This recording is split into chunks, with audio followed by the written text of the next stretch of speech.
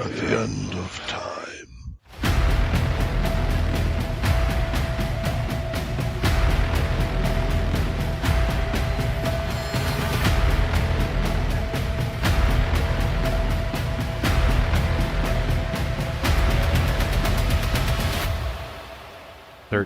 O'clock.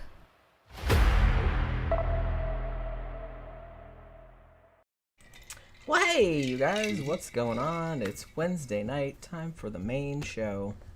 I haven't touched it, so... That was just off a little bit. Now it's... Just off a little bit. Whatever. Okay. Well, I was off the screen. Well, I don't know what to tell you. Some of you guys are talking about Wicker Man. Somebody said they'd just seen it for the first time. I was presuming mean the original one. Yeah, we did cover Wicker Man a long time ago. I don't think we've done the silly remake one with Nicolas Cage. Which actually I didn't mind. I didn't think it was that bad. But it's terrible. But it's but it's not like the original. I mean, it's so bad it's good though. Yeah. But we haven't done that one. But we have done the original because the original Wicker Man is one of my favorite movies of all time. But yeah. So I don't remember how long ago it was that we covered it, but it was a long time ago.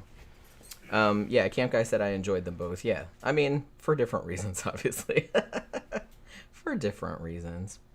So yeah, this topic tonight, what a great topic this is. I had actually never really heard about this case prior to...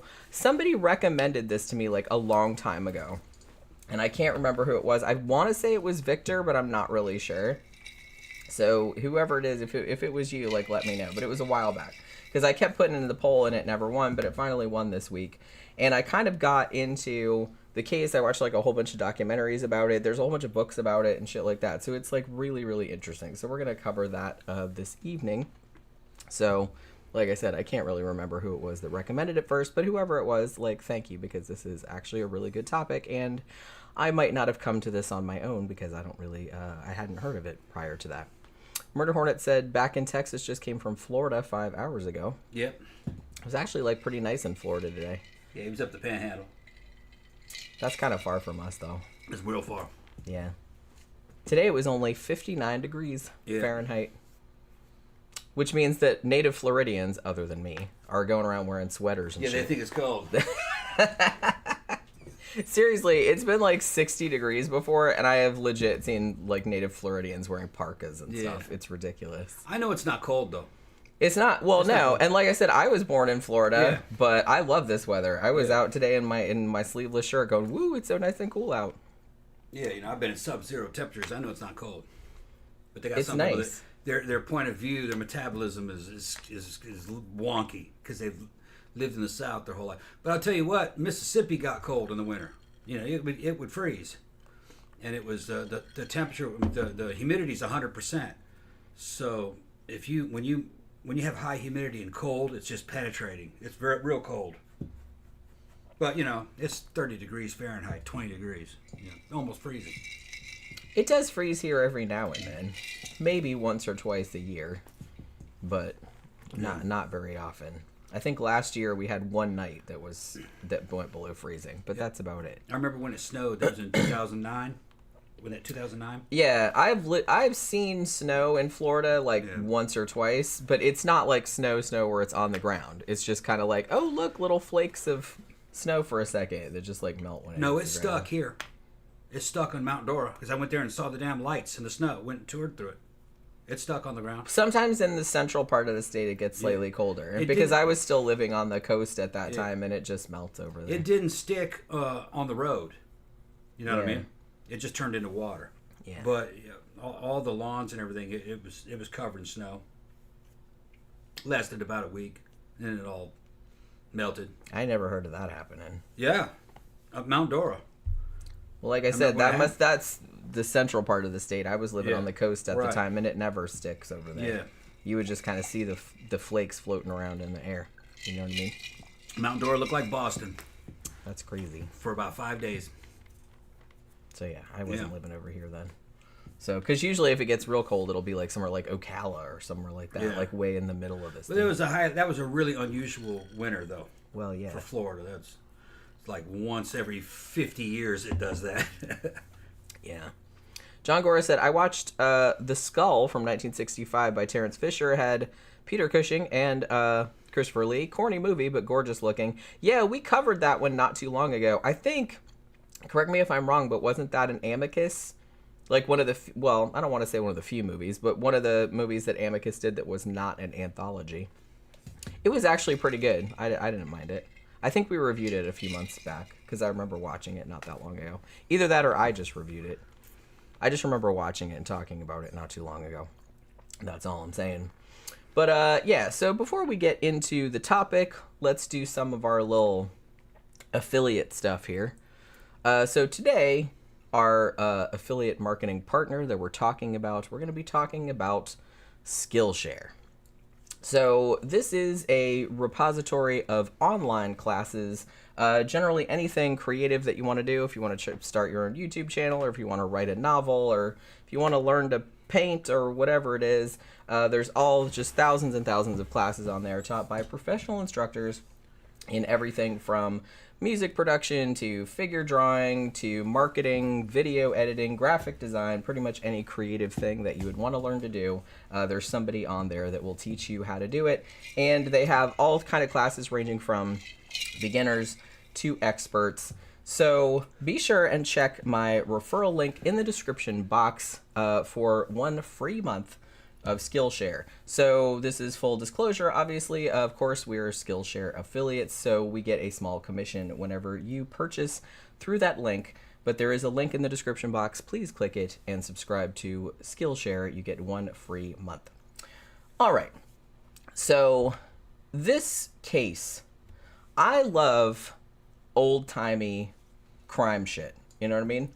Like Victorian era stuff, like early 20th century stuff. I don't know. There's just something like really cool about it. And this case, I guess, there's a lot of reasons why it's so famous. Because like I said, even though I hadn't previously heard of it, there's tons of books about it. There was all these documentaries about it. You know, it was kind of a big deal. I think it's because, one, it was one of the worst miscarriages of justice in Scottish legal history. Also, because the murder itself, like at the center of it, is still unsolved. Like, they don't know who actually did it. And thirdly, because, you know, famously, Sir Arthur Conan Doyle was somewhat involved in helping the innocent person who had been wrongfully accused get free. He wasn't the only person that helped, because the guy had a lot of help. But you know what I mean? But the fact that he was so famous and his name was attached to it, that helped a great deal. You know what I mean? Yeah, it was Amicus. That's what I thought. Because I remember, because I know Amicus mostly from their anthology films, but they did make a lot of movies that weren't anthology films, and The Skull was one of them. So, are you ready to start the shit, or yeah, do you have something else you need to talk about first, or Nope. something like that? Yeah, hold on. I'm just like, oh, Tammy said that she made the pumpkin pie recipe out of your book yesterday, and it's pretty good. Yeah. Yeah. And then Camp Guy said, something I was not aware of. I recently saw a podcast about Danny Rolling, and it said that he was horribly abused as a very young child by both his stepfather and in school when he got older.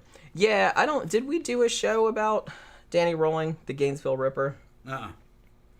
I thought we had, because I don't remember it. I remember, well, when he was doing his murders, I had several friends at the University of Florida where he was killing people. And a bunch of them came home, like a bunch of people did, because they were like, fuck this, we're not staying on this campus anymore because there's a fucking serial killer running around. So I remember that happening, because that was like early 90s, right? Because I had a, University of Florida is in Gainesville, and that's like one of the big universities that a lot of people that graduate in anywhere in Central Florida will go to. So I had a lot of friends there, like right around the time that was going on. And a lot of them came home. But I thought we had, and I'd be shocked if we didn't do a show about him, but if we didn't, we should probably. But I thought we had. You have to look back at the inventory. I don't remember that one. Yeah, like I said, we've done so many shows. That it's like, I can't keep them all straight. Some of them I've forgotten. I had Xanada, I talk to him regularly on Messenger, going back and listening to Surviving a Disaster episode we did, and that was a couple years ago, I think. yeah.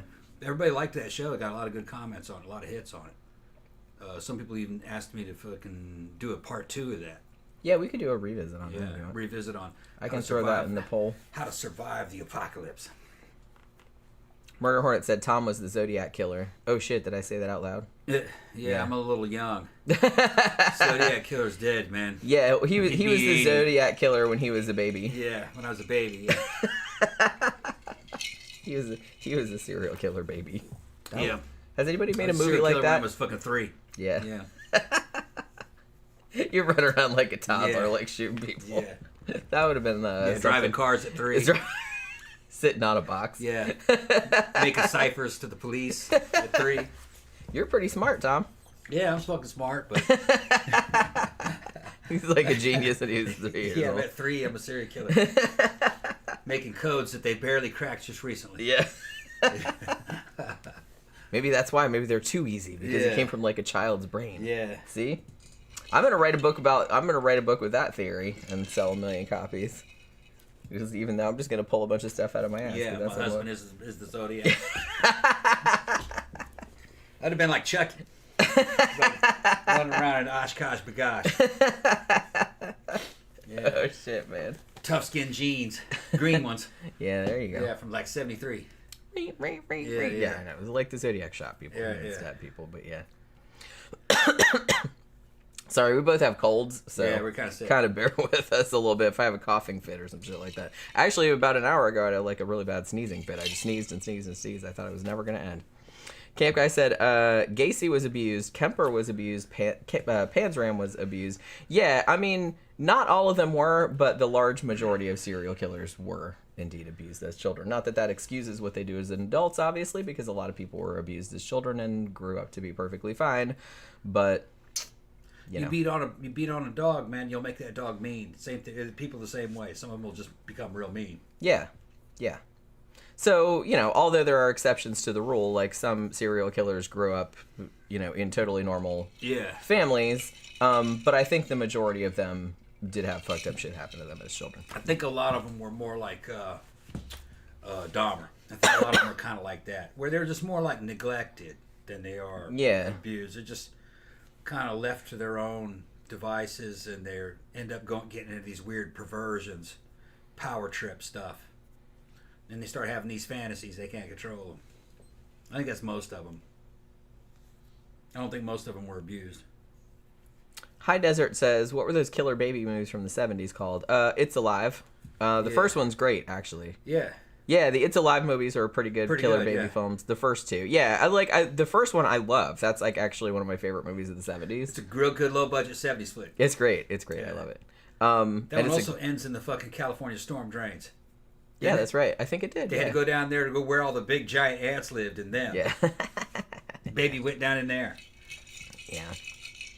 Ira said, have either of you heard about China's Jack the Ripper, Gao Chengyong? He was notorious in the country while he was active. I have not, but I'm going to write that down because I need to look What year was that? I need to look that up. The Chinese Ripper. Yeah. Every country's got to have one, I guess. Yeah. We all got to have fucked up serial killers. But yeah, let me write that down. I can put that in on our topic list because I want to look that up. Okay. So, yeah, Danny Rolling said, I blame World War II PTSD on the family abuse back in the day. Yeah, because it just wasn't seen. It was seen as, it was pretty normalized, I feel like. Up until what? Well, the 60s or 70s. Like beating on your kids, beating on your wife, stuff like that. I don't really think anybody thought that much about it, you know? Which is not great. Because, you know, obviously that's going to screw people up. Jen Allen said, I made the live, and Kenny D says, caught the live stream at last. Yeah, here we are. Glad you guys are all here. Glad you all made it. Like I said, if you just are joining us, we're both a little bit sick, so I'm not on any medication at the moment, but I do feel kind of weird, like lightheaded. I don't feel terrible, but I just kind of have, I've just been like coughing and stuff like that. All right, so let's start the story with the murder. So it's December 21st, 1908, and this is in Glasgow, in Scotland. So it's about 7 o'clock in the evening, and there's this young woman who, she works as a maid. Her name is Helen Lambie. Some sources said that she was known as Nellie also, but I'm just going to call her Helen. So she actually goes out. She worked for this elderly lady named Marion Gilchrist, who was 83 years old. She goes out about 7 o'clock to go out and like pick up food and pick up the newspaper for the day and stuff like that. It was something she did pretty much every day. You know what I mean? This flat was on Queen's Terrace, which I believe is now known as West Princes Street. Now, interestingly, later, I think like in the 1960s, somebody wrote a book about this. They kind of christened this area Glasgow's Square Mile of Murder, because 4 of Scotland's most infamous murders happened like in this very small like square mile, just, I don't know, coincidentally or whatever, because the murders weren't related to each other, but they all just kind of happened in this small area. So this area is actually known as the Square Mile of Murder. So as I said, this maid, Helen, she went every day about 7 o'clock and go get the newspapers and, you know, go to the shops for food or whatever for her employer, who was Miss Gilchrist. This usually took her about 10 minutes. During the 10 minutes that she was gone, Miss Gilchrist was horribly, brutally murdered. Now, Marion Gilchrist, she was a very, very wealthy woman. She was unmarried. I don't believe she had ever married. I could be wrong about that. She lived in this flat.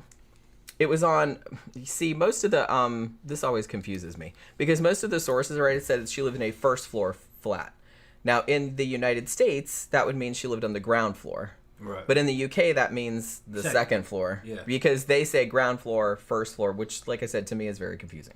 Yeah, it was like that in Brazil. Yeah, so I think The first floor was Terro, ground floor. Yeah. And it's usually it's because that's where, at least in old Brazilian buildings, the ones that, you know, I was growing up in, that's where the doorman was and all the staff. Right. They lived on, or they didn't live there, they manned it.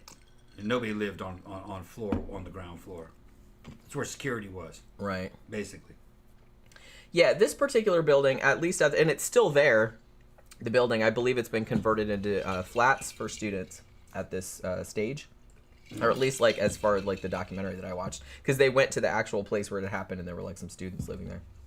And they said, hey, a lady got murdered in here, and what's now your bedroom? How do you feel about that? But you know what I mean. So she lived on what Americans would call the second floor. And then there was a guy and his sisters living below her. And then I believe the flat above them was empty. So Marion Gilchrist, like I said, very, very wealthy woman. She had inherited a very large estate from her dad, who I believe was an engineer or something. The estate that she inherited is estimated to be between 6 and 8 million pounds in today's money. Or in American dollars, that would be between $7.5 and $10 million. So she was quite rich. So as I mentioned, living on the ground floor flat. And these were nice flats, you know what I mean? It wasn't just like some little squalid pit, you know what I mean? They were like really big. So living on the ground floor was a professional musician by the name of Arthur Adams and his sisters. Some sources said he had 2 sisters, some said he had 5 sisters. I don't know how many sisters were living in there, but it was more than 1. It was at least 2. Okay. Now, on this particular evening, December 21st, Arthur Adams and the sisters heard a thud on the ceiling, and then they heard 3 knocks. Now, these 3 knocks that they heard, this was a prearranged signal they had set up between them and Marion Gilchrist, who lived upstairs. Because, like I said, the lady was older, and as we'll discover, she was a little bit security conscious or maybe even paranoid. So she was like, hey, if anything ever goes wrong or if I'm ever in trouble, I'll knock on the floor 3 times and you come up and help me. So that's what it was. So they heard these 3 knocks and they presume, oh, Marion needs help with something, like something happened. So Arthur, at this point, he's like, okay, I'm going to go and check and see what's going on. So he goes up to, because the way the building is situated, I'm not entirely clear on it. I saw a plan, but it doesn't look the same now as it looked like at the time, obviously. So he goes through this door that leads to the stairs that go up to her flat. Now, the door was not locked, which he thought was strange because it usually was. So he goes up to her door and rang the bell. But nobody answered. And he couldn't hear anything going on in there. So he rings again, but again, nobody answers. Now, the door had glass panels, like, on either side of it, and so he kind of peeks through the glass plate. I think it was, like, pebbled glass, so you couldn't see exactly. But he said he saw, like, there were gas lamps that were in the hallway, along the hallway, and they were lit. So then he, like, rang again, and then he said he heard a sound in there that he described as, he said it sounded like somebody chopping sticks. And at this point, he's like, oh, well, maybe that's the maid, and she's in the kitchen, and I guess everything's okay. So he left, and he went back downstairs. But when he gets back down there, and he says to his sisters what happened, they were like, nah, bro, it's like something weird is going on up there. You need to go back up there and see what's the matter. So he went back up there and rang the bell again. But this time, he doesn't hear anything. Then he hears somebody coming up the stairs behind him. And he turns around, and this was actually Helen, the maid. She was coming back from getting the newspapers or whatever. And he said, and he kind of told her what was going on. And she was like, oh, it's probably nothing. She's like, we have these pulleys in the kitchen that, like, you know, they're real squeaky, like they need oil and stuff, and I just haven't got around to doing it. So that's probably what that noise was. That's probably what you heard, but it's probably fine. He's like, well, regardless, I'll just stay here until you go in and see if everything's okay, because we thought we heard, you know, Marion knocking for help.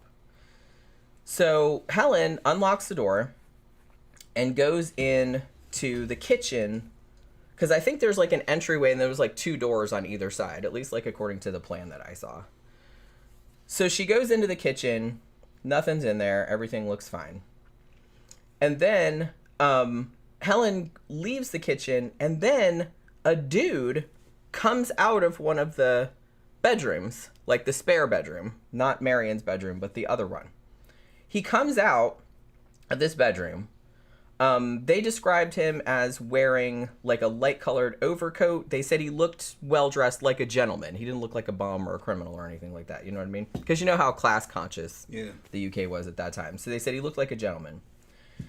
So this dude just walks out of this bedroom in this flat, kind of just walks past Arthur and leaves the flat and like walks down the stairs. And Arthur's like, huh. But he wasn't alarmed because he said that Helen Lambie, the maid, that she wasn't surprised to see him. So Arthur just assumed that she knew who he was. You know what I mean? Mm-hmm. So it's like, and she wasn't like surprised, like, what the fuck are you doing in here or whatever. So he was like, oh, okay. So I guess that's nothing to be concerned about. You know what I mean? Now Helen at this point is still in there. She's in the kitchen, and she said, like, and then she kind of goes and she saw the dude too, but like only for a second. But then she goes into the dining room and screams her fucking head off. And she yells to Arthur, like, come in here. So Arthur goes in there, and Marion Gilchrist is laying on the floor in front of the fireplace. She was laying in a pool of blood. There was a pool of blood around her head, but there was like a rug over her head. So at this point, he's like, oh, well, that guy must have done this, that just passed me. So he runs out in the street, like, looking for the guy. So he runs down the stairs, and he just, like, looks, like, both sides of it. He doesn't see anybody. So then, like, while he's down there, he does find a cop that was, like, you know, doing his beat or whatever, and he's like, oh my god, somebody's, you know, hurt up here, like, come on. So the cop comes back up.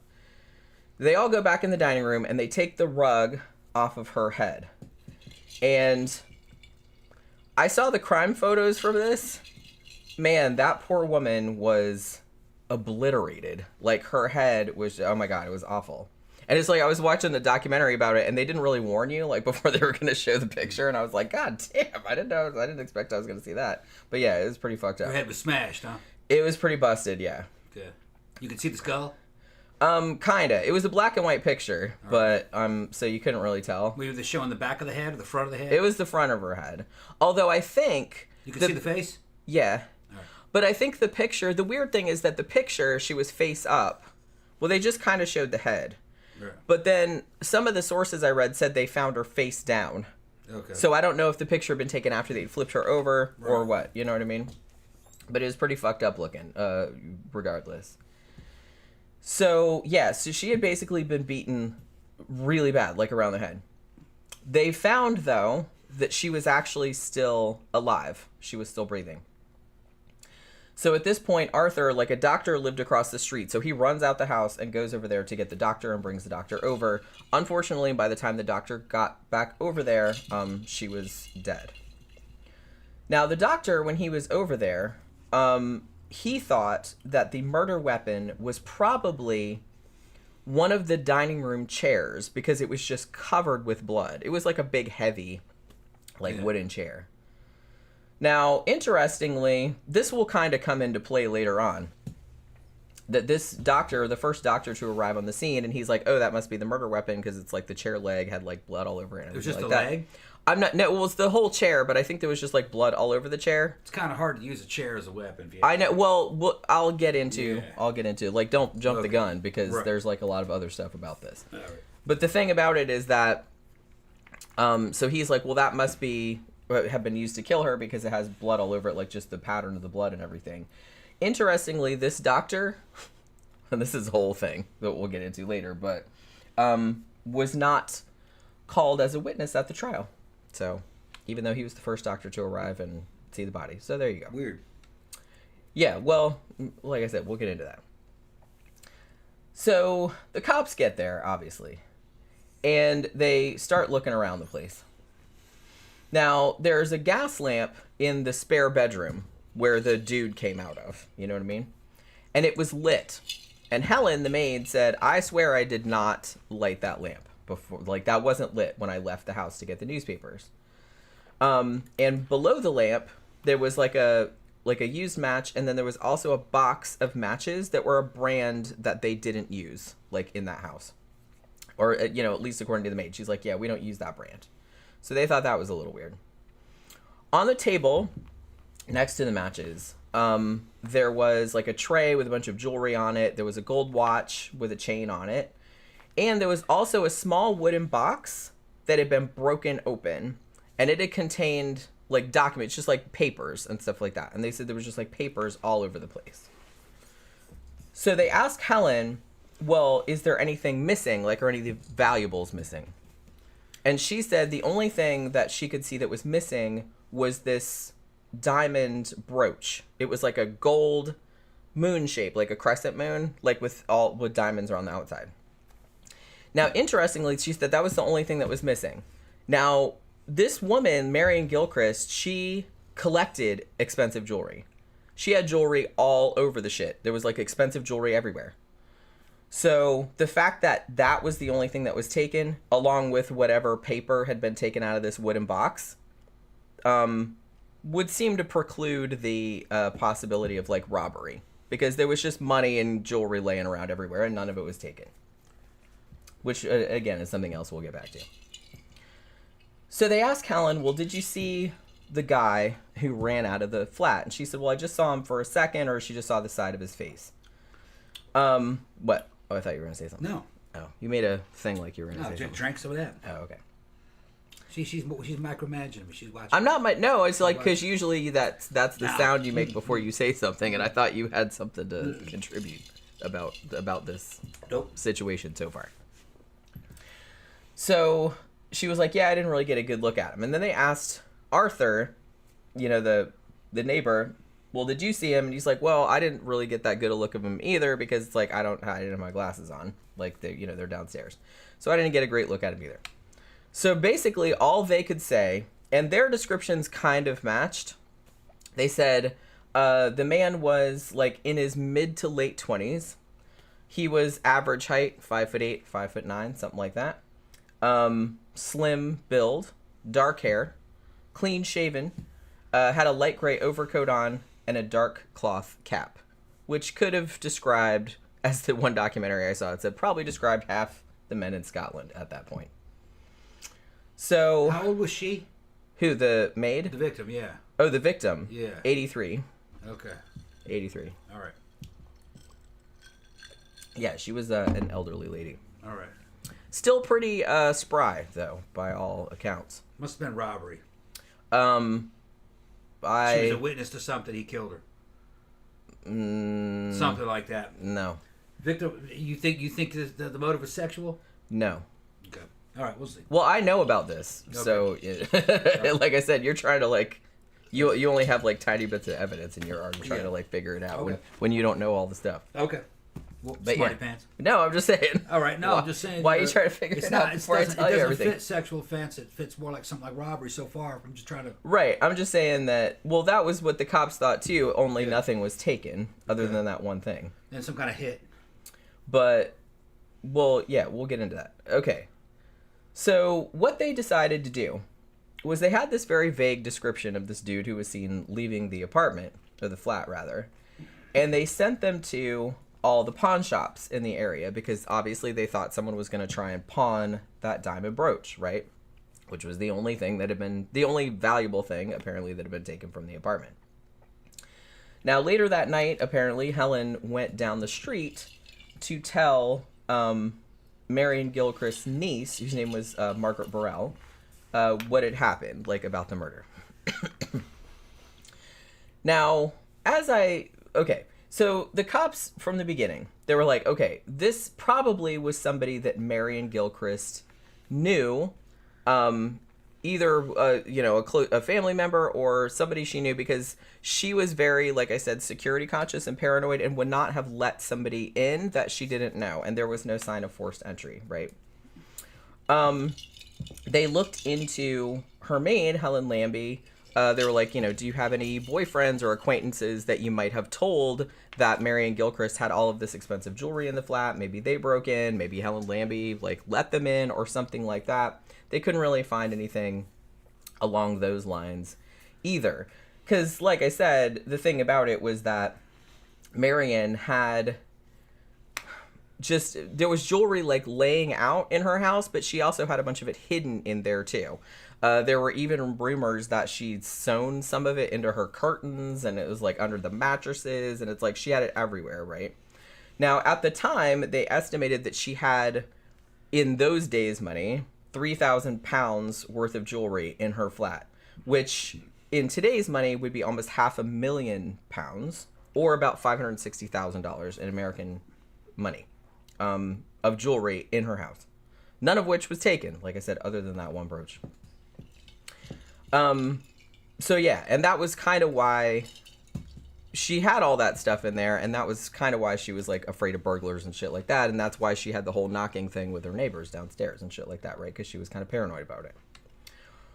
So a few days go by, and the cops don't really have any leads.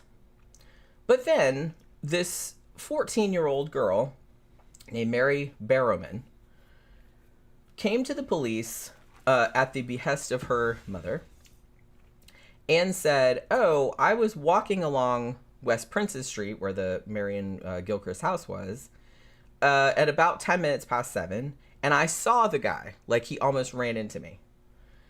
And the problem was, though, that the description she gave of the guy was completely different than the description that Arthur and Helen had given to the police.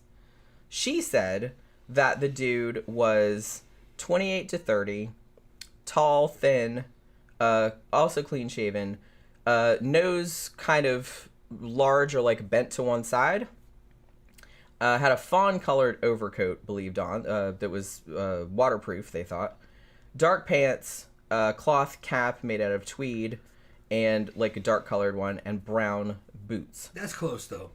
Kinda, but like I said, don't jump the gun too much. All right. But like I said, because the descriptions were different, the cops were like, well, maybe it's two guys. You know what I mean? So they put both the descriptions, they published them in the paper, and that was on Christmas Day of 1908. Also, fatefully, as it would turn out, on Christmas Day, the cops also got a statement from a guy named Alan McLean, who was like, he ran like a bicycle shop. And he had read in the paper about the stolen diamond brooch. And he said to the cops, he's like, oh, there's this guy who goes to a gambling club that I go to. And he had been trying to sell a pawn ticket for a diamond brooch, like, not too long ago. So he's like, I only know the guy's first name, but I know where his house is.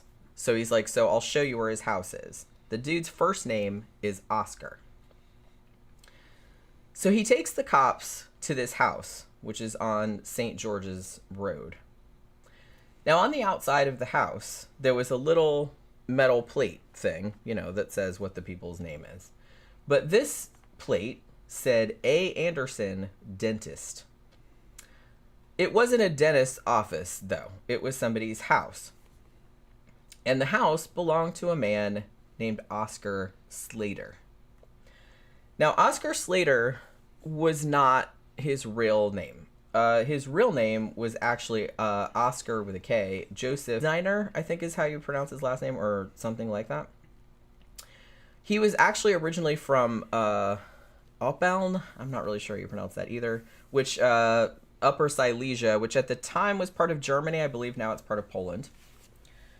So he was originally from a Jewish family and was born in 1872. Now, he left Germany in 1893, possibly to escape military service, which a lot of German dudes were doing around that era. And he then moved to London.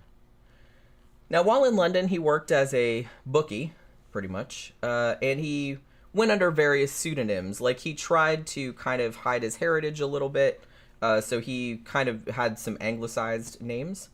And Anderson was one of his last names. He usually kept Oscar as his first name, but he had like different, more English-sounding last names. But eventually, he just went by Oscar Slater. Now, he was a little bit kind of known to the police. He actually had been, in London rather, he was arrested in 1896 for malicious wounding. Well, I'm not really entirely sure what that entails. And in 1897, he was arrested for assault. But in both of those cases, he was acquitted. Now, in 1899, he moved to Edinburgh, Scotland. And then, in 1901, he had moved to Glasgow. Now, he was kind of known to be kind of a dandy, you know what I mean? Like, he always looked real slick and everything. Now, he told people... He seemed like a little bit of a flim-flam man. A little bit. Like, he would sometimes tell people he was a dentist, or he was a gem dealer. But most people, most modern sources think that he probably just made his living as a gambler. You know what I mean? Now, it should be noted, I'm not exactly sure about the laws, but... Because, gambling laws are weird in the U.S. too. But, like, in the U.K., I believe you can go to... there's legalized gambling, you know what I mean? Where you can just go to the bookmaker or whatever, and you can do bets and everything. Now, you could do that back then, too. But then I think they a lot of people would just, like, do it in the streets. It was, like, freelance gambling. And I think they kind of passed a law and cracked down on that, but people still did it anyway. Government couldn't get their cut. Yeah, so it was was that kind of thing. Now, so that was, they're sure that that's probably how he was making his money. So like I said, he was a little bit of a flim-flam man, confidence man. He was just like a gambler, you know what I mean? Now, when he moved to Glasgow, he actually lived unmarried with his mistress. Now, his mistress was a French woman, an actress and likely prostitute, whose name was André Antoine. Now, Oscar had actually been married previously, and technically, I guess legally, still was. But he had abandoned his wife years prior because she was a bad alcoholic, and she, just spent money like it was nothing and stuff like that. So he just, took off and left her. It's so funny. Countries that don't have legalized divorce, people just do whatever they want anyway. I saw a thing on the Philippines. Divorce is illegal there. But they break up anyway, and then they get new wives and shit. They just don't. It's just not on paper. Yeah, I mean that's the thing. You can't make people. You can't make people stay together. Stay together if they don't want to. Yeah. And you shouldn't. Right. I mean, you know what I mean? Yeah, foreign guys, moved down there, retired and shit. They're looking for divorced Filipino women in their late 20s, early 30s. So those are the ones you really want to go because they're already married. Yeah. So you know what I mean. They they can't really legally get married again, so they shack up. Right. They shack up. That's all they want. Shack up with a good man to take care of them. That's all. I understand it. You know. Yeah. Better than being single the rest of your life. Yeah. I mean, that's it. And what seems to have happened here is that I don't know if he just didn't want to bother going through a divorce or if it's just like too much trouble or he's just like, fuck it, I'm just going to like take off and change my name again so she can't find me or something like that. In the United States, really, I think divorce really kind of became a common thing mostly like in the 70s. Mm-hmm.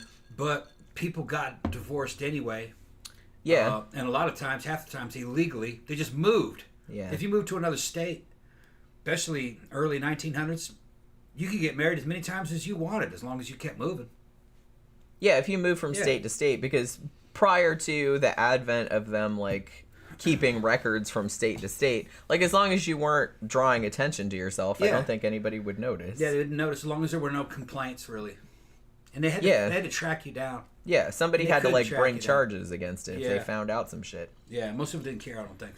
Yeah, like I said, as long as you weren't, like, drawing attention to yourself. Right, as long as you weren't, like, murdering people or stealing all their money or something like that, like, then they'd go after you, but if you were just like, I don't really want to be with this person anymore, I'm going to move to Oregon and, like, marry this other person, like, I don't think anybody would complain. Yeah.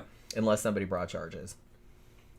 So apparently how these two lived was he would go out at night and gamble for money, and she would have men over to the house, you know what I mean, make some money. Which, like I said, gotta make some money. I'm not getting all over a case or nothing like that. So the cops were very happy about this because they're like, woo, look at this scumbag. You know what I mean? It was like a gambler. He hangs out with prostitutes. And apparently he did pawn a diamond brooch. So he goes to the house. They go to the house to arrest him. However, what had happened was that Oscar Slater and his girlfriend had actually left that very day. They had gone to Liverpool, and then they were going to get on a ship, the Lusitania, as it happens, to go to New York. Now, because the cops had just happened to show up on this day that they had left, the police interpreted this as, oh, well, the crime was in the papers today, and so he's fleeing from justice, right? And it didn't help that him and his mistress had booked passage on the ship under pseudonyms, like under Mr. and Mrs. names. So, you know what I mean? Because of the shit at that time, you couldn't really, because they were unmarried and all this other stuff. So they thought that was kind of suspicious. So basically, what happened though? So they found that out and they're like, oh goody, like he flees from justice. He did the diamond brooch. This must be our guy, right? He's kind of like a gambler and a prostitute's hanging out with prostitutes. They kind of implied that he was a pimp too, but I don't know if that's the case. Damn, you just associate with a gnarly woman and all of a sudden they make you a pimp. That's what I mean. Ain't that something? I was like, that's kind of shitty. Damn, me and Jen are in the trade. I'm not a pimp. Yeah, I mean, well, I'm not fucking random people for money either. Yeah, we don't only fucking each other.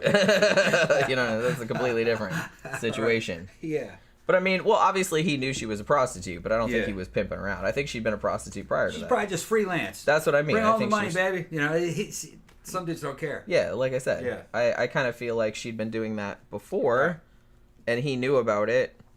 So, and I guess it didn't bother him. They're like, hey, gotta make money somehow. Yeah. We know people like that. Sure. Yeah.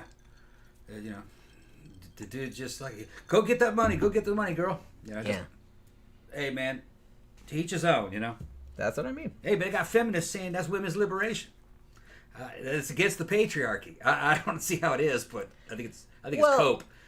But a woman can use whatever means she wants to make some money, as long as she agrees to it. As long as she agrees to it and it isn't being forced. Yeah, I don't into understand. It's crazy. Then It's I don't actually have against. a problem with it. It's actually against American tradition to outlaw prostitution.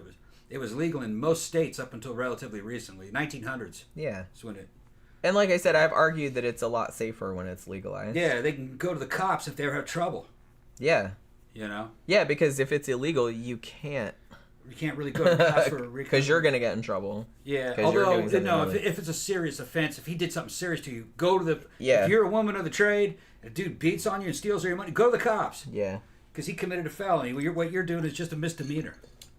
Yeah. You know? So yeah, that's what I was doing. I was working, and that's what he did. Yeah. You know, because it'll help them catch him because he's doing it to other girls. Yeah. Yeah. So okay, so I feel like they kind of decided this was their dude, like right from the jump, right? Here's the one tiny little problem, though.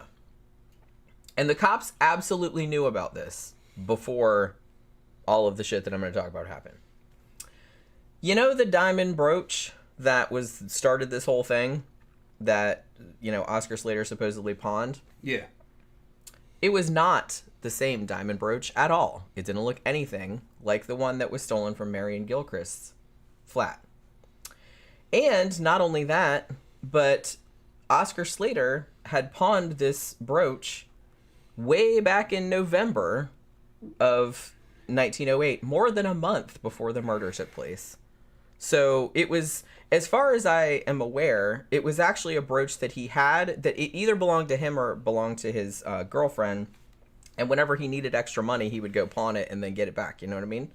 So he had actually pawned it. He had the ticket. He had pawned it like more than a month before the murder, and it wasn't even the same brooch anyway. So obviously because that was the whole clue that like led them to him in the first place, and that was like bullshit, obviously. And the cops absolutely knew that it wasn't the same brooch. But they didn't seem to give a shit, to be honest. They had decided that Oscar Slater was the murderer, and god damn it, they were going to go fucking get him. Problem was, though, they had already sailed for New York on the Lusitania. So what they did was they sent a cable to the New York police. So by the time the ship got to New York on January 3rd, they arrested Oscar Slater, like, right off the ship. And they put him in this kind of holding prison thing called the Tombs, like, in Manhattan. Now, meanwhile, back in Glasgow, the newspapers over there printed Oscar Slater's name and picture in the paper and said that he had been arrested for a Marion Gilchrist murder, which was like a big deal, you know what I mean? Like this old lady like being fucking brutally beaten to death, right? So they're like, here's the guy, we got him, he was in New York. Like it was this big exciting thing. Ooh, we went all the way across the Atlantic like to catch him, you know what I mean? So at this point, he's in New York now. And, the cops have followed, like the New York cops caught him. But at this point they have to do extradition, right? Another thing they did, and this was fucking crazy to me, they actually, the three witnesses that had seen the guy, who was Arthur Adams, the neighbor, Helen Lambie, the maid, and Mary Barrowman, the 14-year-old girl, the police in Scotland sent the three of them on a ship over to New York to identify Oscar Slater over there, in case it took a long time to get him extradited, I'm assuming, which is crazy. So they sent the three of them over there like on a fucking ship across the Atlantic. And one thing that they did, too, was that the cops seemed to have finessed all of their descriptions. Because like I said, their descriptions of the dude that they saw were kind of different. So they kind of finessed them until they all kind of sounded the same. Also, they put, probably deliberately, they put Mary Barrowman, and Helen Lambie in the same cabin. And the ship journey was like 12 days. So they put them in the same cabin, presumably so they could like get their stories straight. Like, or match up or whatever. I kind of think that that's probably what they told them. So the three of them and some of the cops from Scotland get to New York. Now, they see Oscar Slater in the hall of the courthouse, like, with handcuffs on. Now, Helen and Mary said, yeah, that's totally him. But Arthur Adams, the neighbor, was like not sure. He's like, is that him? He's like, I don't think that was the dude that I saw. He wasn't like super sure. Now, Oscar Slater was obliged, because he'd been arrested, to get a lawyer. So he got an American lawyer. Now, this lawyer said, I think that you should resist the extradition, like try to fight it. But Oscar Slater, I'm not entirely sure why. He said, no, I'm innocent. I'll go back voluntarily and we'll get this all sorted out. He's going to go back to Scotland to clear his name. I don't know if it was just naivete on his part. Yeah, he probably thought fucking the justice system actually had justice in it. No, it's a game. But you're going to a fucking crapshoot. Right. Yeah. So he was just like, well, obviously I didn't do it. So it's like, so I'll just go back and face them and they'll see that I didn't do it. That's what every innocent motherfucker in prison doing time was thought. Oh, they'll figure this out. They're smart guys. They'll figure out that I didn't do it. Wrong. No. Yeah, this ended up biting him in the ass. Spoiler alert. I don't blame him because, like I said, considering, again, spoiler alert, that Oscar Slater, like, pretty much 99.99% could not have committed this murder. So he's just, all he knows is he's on a ship with his girlfriend. He's going to New York. He shows up in New York and he gets arrested.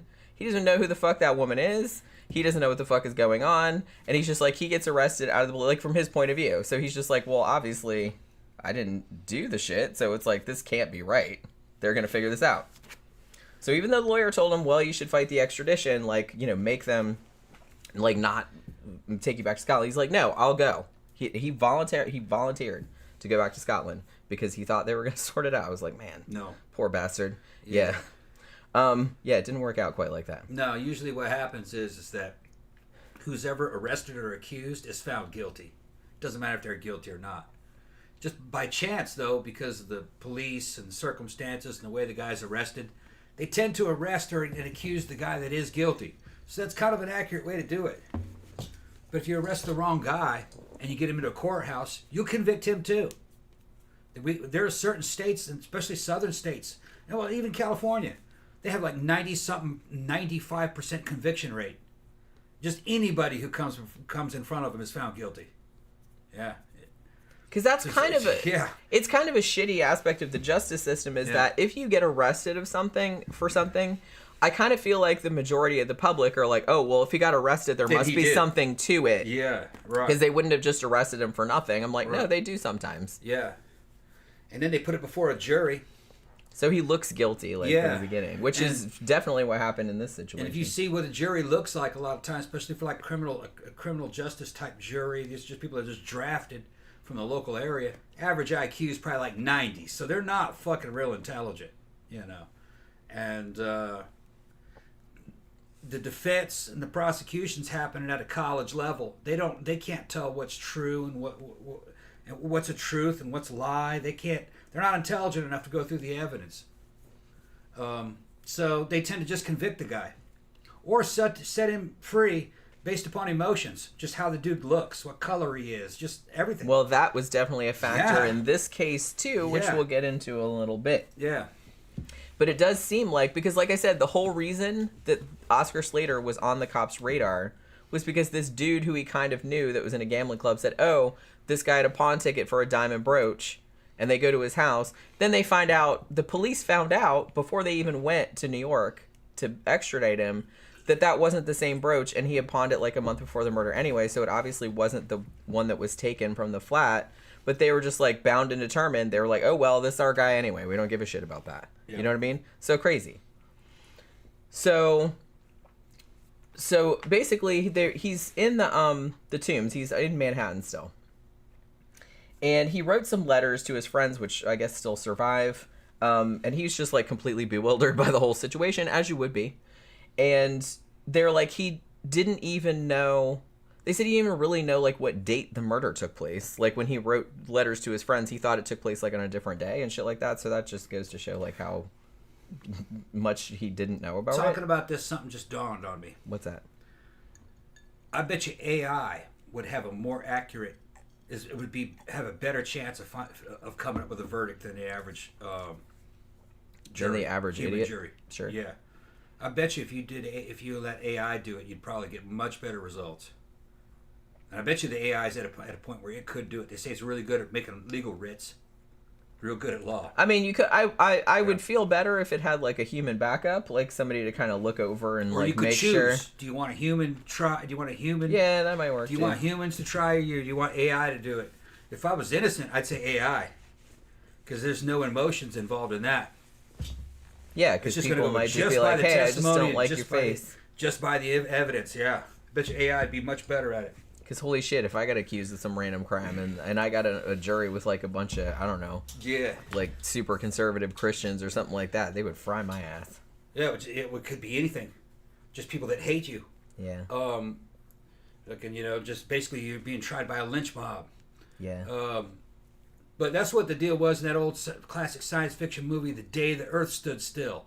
Remember when the damn aliens showed up out inside the White House, outside the Congress? Yeah. Gort came out and he said, "We've given over all control of our society to these superhuman robots." Gort is one of them. Yeah. And he's going to pass judgment on y'all and destroy your planet if you don't change your ways.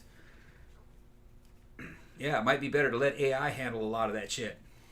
I know people are scared of that. I'm like, I don't know. Let's give it a shot. Probably be a lot better than humans. Well, you could test Humans it. kind of suck. You could test it.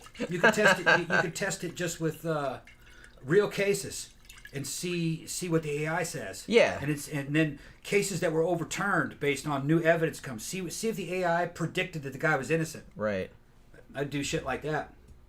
Yeah, like I'd probably take my chances with that rather than people. Yeah, I'd rather have AI fucking judge me. I probably would too, to be honest with you. Because there'd be no emotion. Because I've met Just humans. the law. I've met humans, and we're not all that cool. They're fallible. Yeah. Humans just go by feelings mostly. Yeah. Feels, instincts, and what their intuitions are. A lot of times they're wrong. Yeah. That's why it's kind of always better to be a little bit circumspect. Don't go with your first fucking gut instinct, and don't go with what you feel and all that other kind of Depends shit. on the situation. Because, well, see... In a dark alley, follow your fucking gut like instinct. shit like that, sure. But I'm just saying, for stuff that takes a little bit more thought behind it. Because humans are real good at having a knee-jerk emotional reaction to something and then coming up with some intellectual justification for it after the fact. Yeah. That's pretty much how most human brains work. We can't help it. That's just the way they work. So you have to kind of be aware of that. Yeah. You know what I mean? A lot of times the smarter a person thinks they are, the dumber they are. I just watched this thing where they had these 6 college students try to rate one another on the IQ scale. And the girl who had the PhD, who thought she was the smartest one, was at the bottom. She only had 110 IQ. And then the ex-military guy, who was ex-Marine, who she thought was a dumbass, was 136. So he had a higher IQ than her. She was fucking saying all kinds of cope. But that was like on YouTube. You could see that. Like predicting IQ, and just search that. And they'll show you that intelligence and the people's judgments of others tend to be inaccurate. Well, and the thing about IQ tests, too, is that they're not super... They're very limited. It really only tests 1 or 2 types of intelligence, and there's lots of different kinds. I'm not sure. I'm not sure about that. Some of that I think might be there's different types of intelligence. Yeah.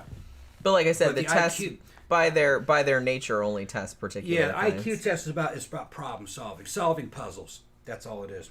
But Yeah. solving puzzles is important. It is, yeah. I'm not Yeah. saying that. I'm just saying that there are different types of intelligence that some tests don't measure. That's all I'm saying. Okay, so where was I?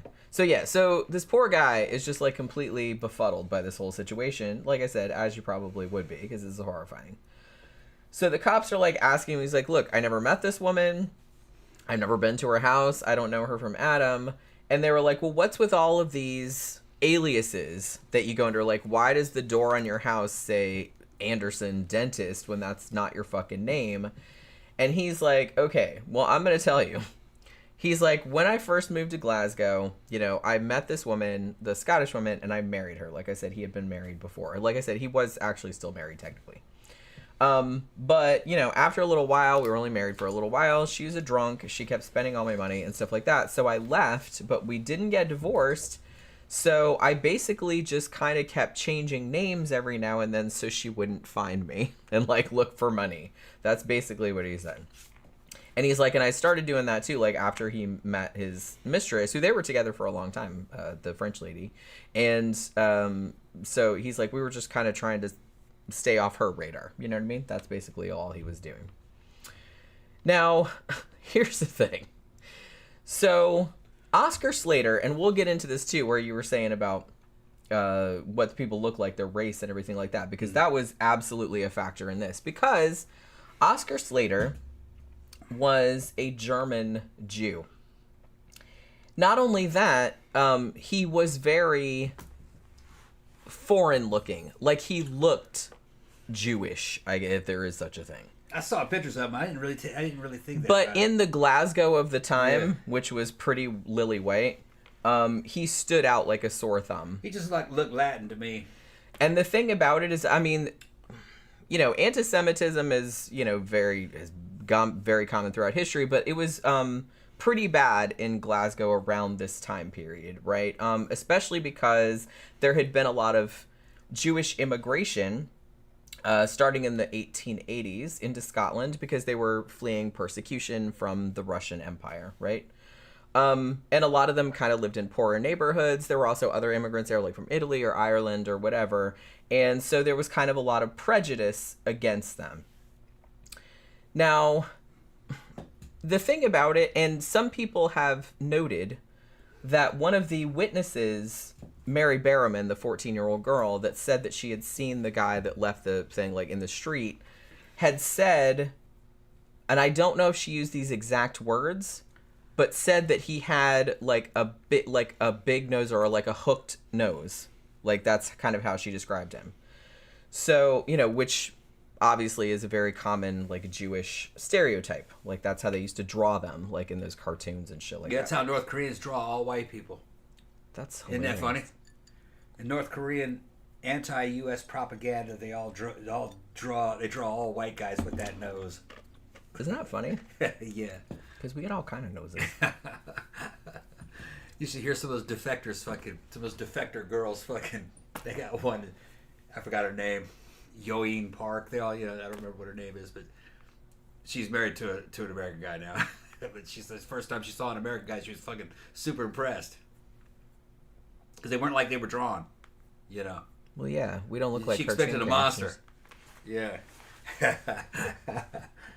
That's it. That's funny, but yet at the same time, it's like really sad. Yeah. It's really sad because if you grew up in a really closed-in society like that, and that's all you knew of the outside world. Yeah. She's like, oh, that motherfucker's cute. He was jacked. Yeah. I mean, there's okay-looking people all over the world. It's fine. Yeah. We don't look like monsters. Yeah. Mixtape Swagger says, one of my favorite shows on YouTube. Aw. Oh, that's thank you very much. No, another show, Tom. Yeah, that's why he's commenting on this one. You go get a drink. You need some more ice? Yeah, my ice kind of melted. I'm still on my first drink, but my ice kind of melted. I'm hoping the alcohol will make this cold kind of subside a little bit. I don't know. I guess it's a cold. We both have it. It's not bad, but I just feel a little weird, that's all. But yeah.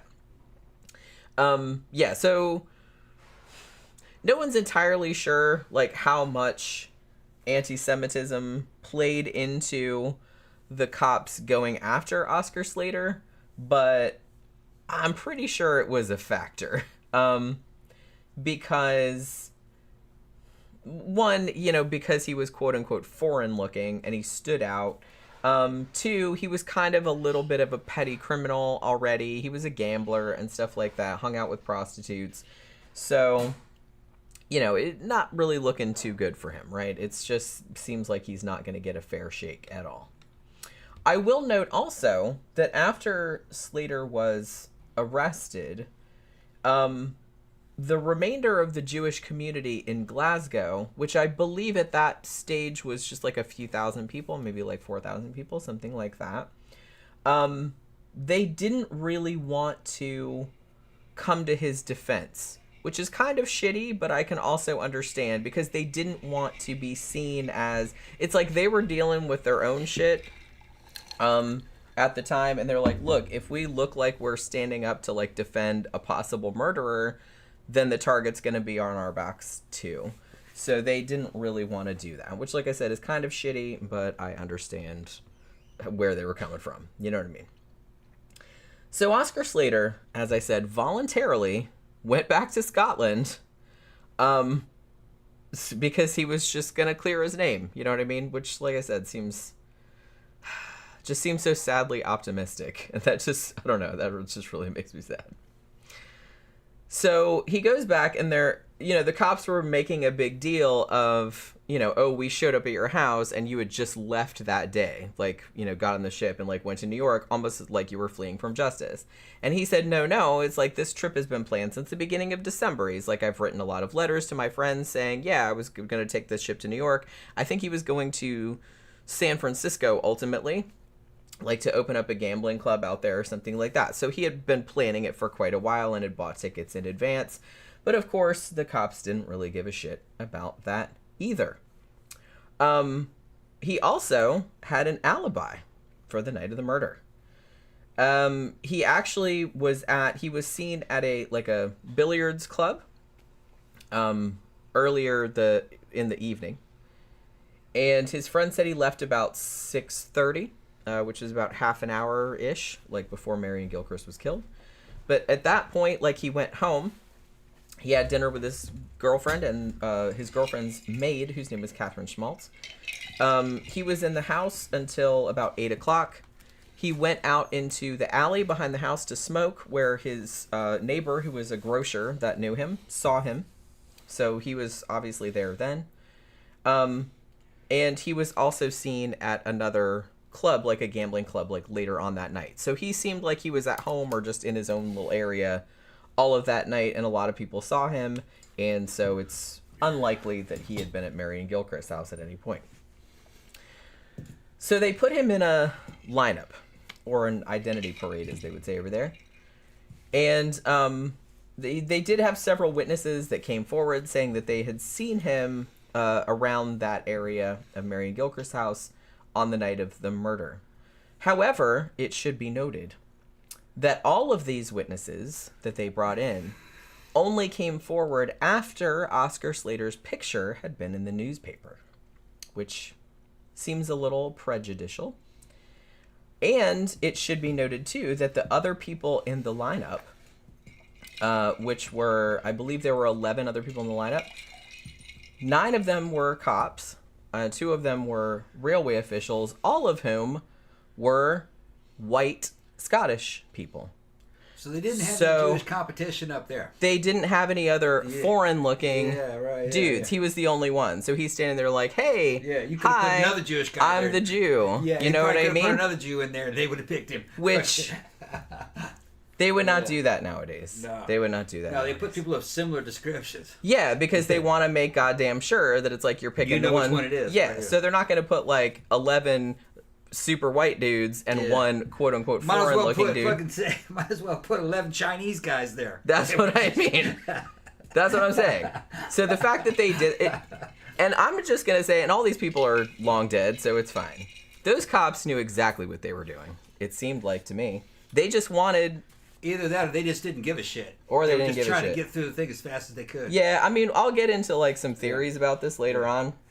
I'm not usually a big conspiracy theorist, but I do think there might have been something going on here. Why they railroaded this particular... They probably thought that was him. This is him, so we're going to take him. He's a bad guy anyway. Hanging out with women of ill repute. We're going to lock him up where he belongs. Yeah. Yeah, he totally did it. Yeah. So, I don't know, but like I said. So obviously he gets picked out. Like I said, not only had his picture been in the paper, so everybody already saw him. So everybody was already primed to think of him as the murderer, but then they put him in a lineup with 11 white dudes. Or whiter dudes, I guess. He's still a white guy. So he goes to trial. Now, at his trial, which the judge's name was Lord Charles John Guthrie, the judge, even from the beginning of the trial, really did not seem to make any play toward being impartial in the slightest. Most of the shit that he said, because I believe all the trials, because I've read like bits of the trial transcript, and most of it is on the internet as far as I know. And just the shit that he said was just basically like, yeah, the dude's guilty. We're going to find the dude guilty. It was like he just didn't really seem to be like trying to sugarcoat it at all. Now, so the prosecution's case, their entire case hinged on eyewitness testimony. Now, they brought up Arthur Adams, who was the neighbor. He was the first guy that was there. And they asked him, was Oscar Slater the guy you saw walking out of the flat? And Arthur Adams still was not sure. He didn't say no, but he didn't say... I think what he said, it was something like, and this isn't an exact quote, but he said something to the effect of, well, it wasn't unlike him. He said something like that. So he couldn't bring himself to say, yeah, that was the dude, but he also couldn't bring himself to say, no, that absolutely wasn't the dude. You know what I mean? Mm-hmm. Like, he wasn't real sure.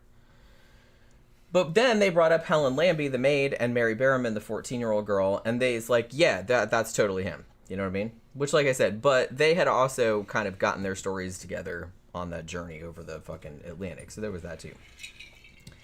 And again, the prosecution hit very hard on that whole, Oscar Slater took off with his mistress and they went under pseudonyms like they were married. And it was the same day that all the shit came out in the papers. So it was a flight from justice.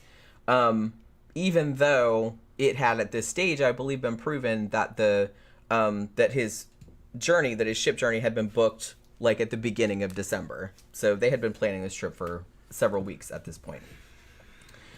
Now, the defense came up and they had all of these witnesses that gave Oscar Slater an alibi for the night of the murder. And they also had people come up and say, no, he had planned this journey like a long time ago. It wasn't a flight from justice. Him and his girlfriend have been planning to make this journey for like weeks. We heard about it at the beginning of December, 3 weeks before the murder happened. I will note, too, that there was a big to-do made about this little hammer that was found among Oscar's possessions. And the prosecutors tried to imply that this was the murder weapon.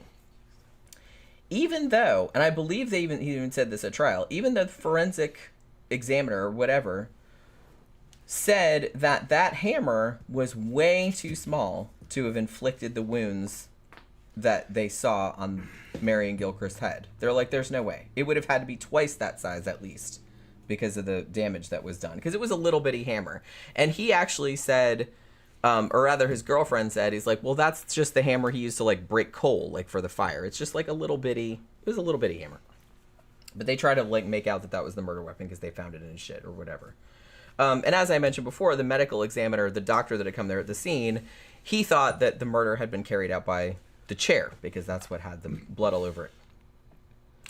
Now, I should note, too, that Oscar's defense team advised him not only not to take the stand in his own defense, but also not to talk during the whole trial because they thought that because he had a thick German accent, that it would bias the jury against him.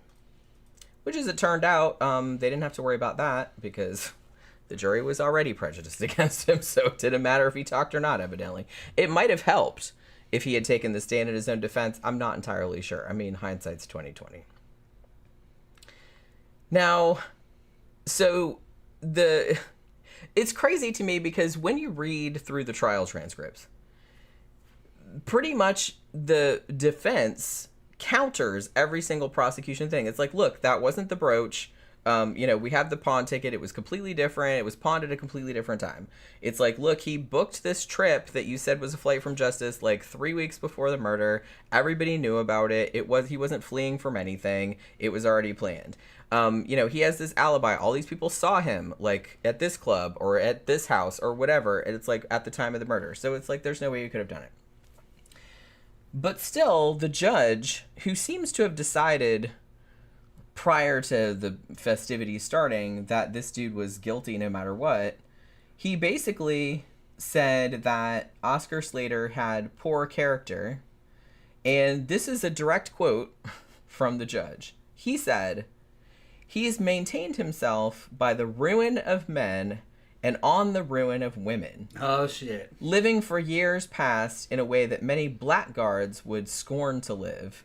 The many's life has been not only a lie for years, but is so today. We do not know whether he ever did an honest day's work in his life. So, like I said, little bit prejudicial. Yeah. The judge even stated outright that a, quote, man of that type, which is kind of like the you people of back then, was not entitled to a presumption of innocence. Yeah, that's some hardcore shit now.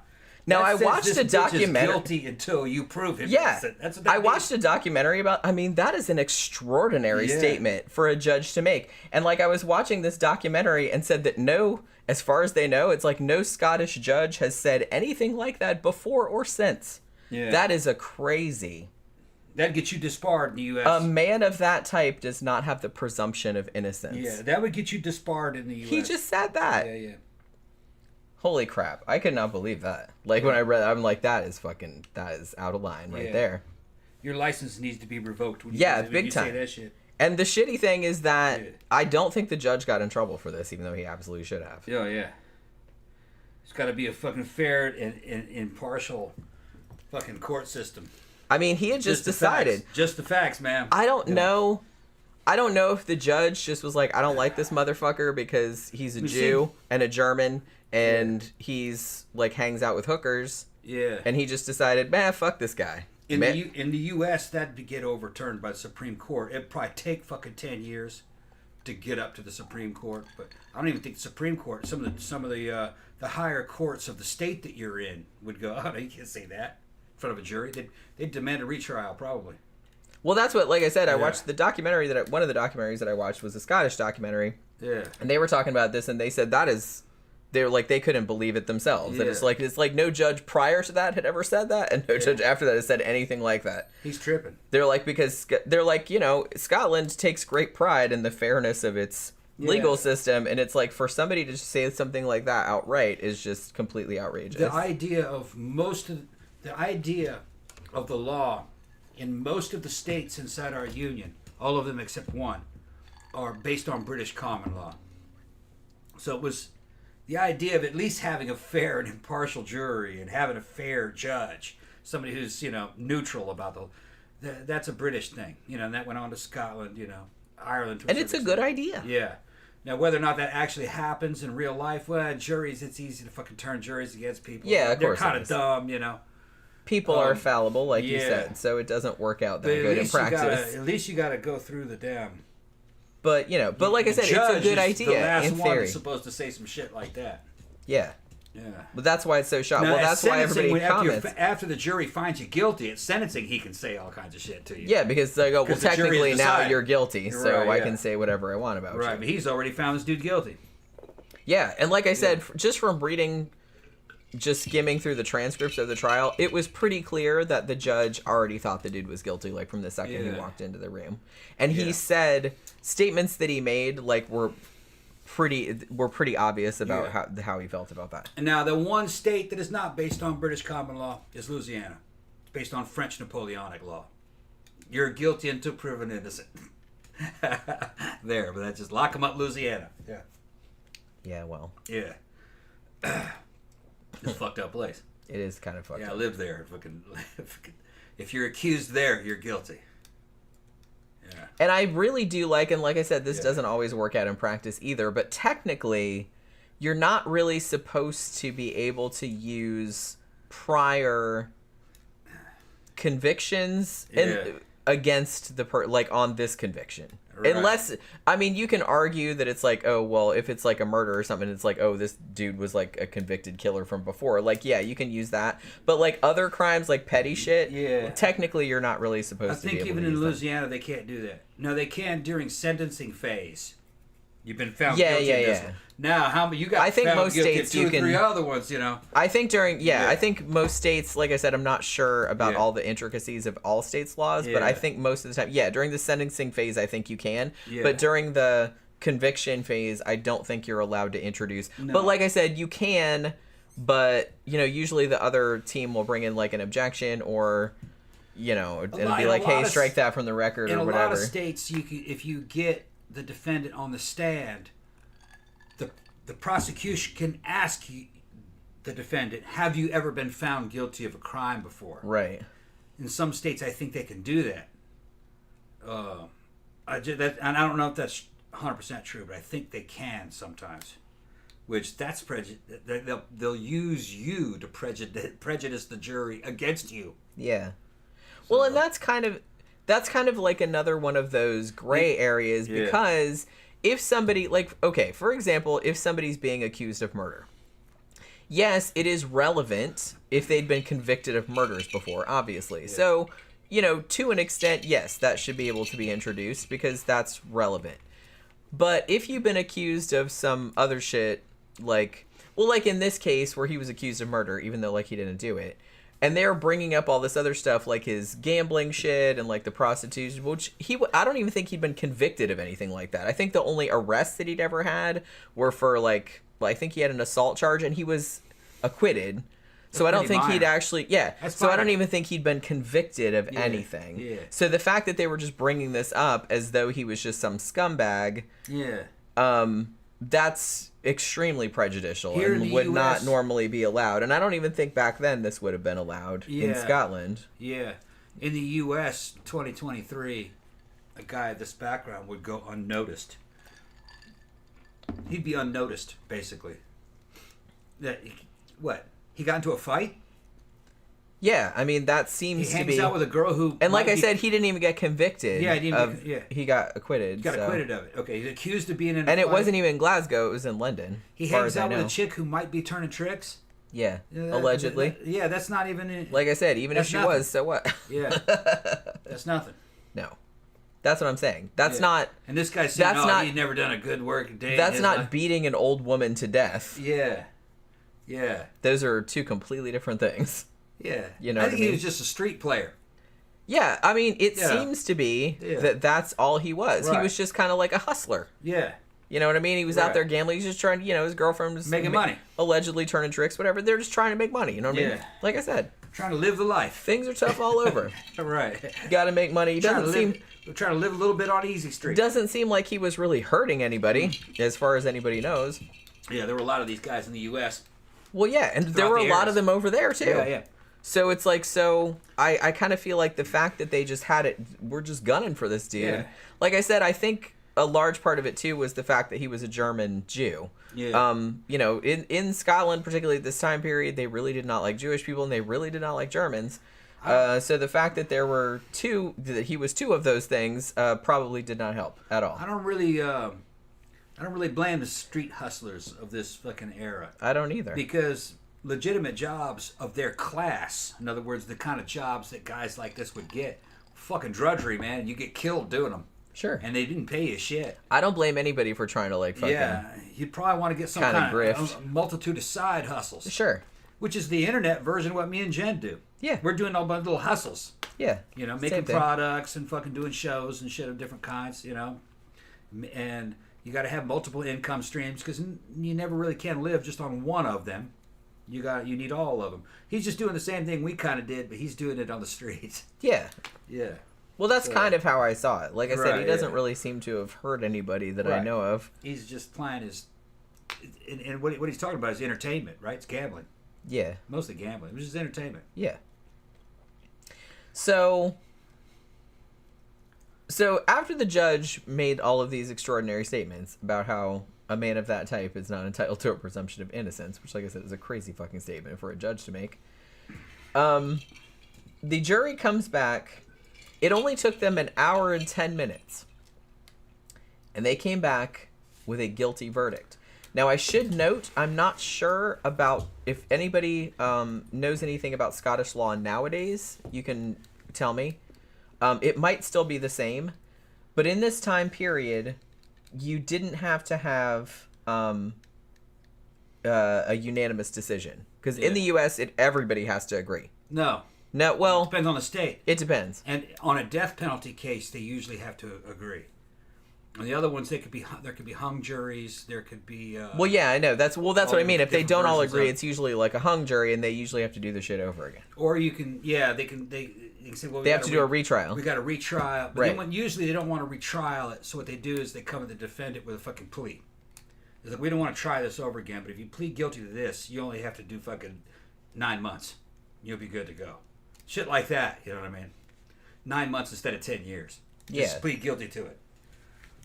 But the thing about Scotland, too, is that you didn't have to have a unanimous decision. It just had to be a majority. Yeah. Another thing that Scotland did that we don't do here, but maybe we should, because I always thought this was kind of a good idea, is that they not only had guilty and not guilty, they also have one in between called not proven.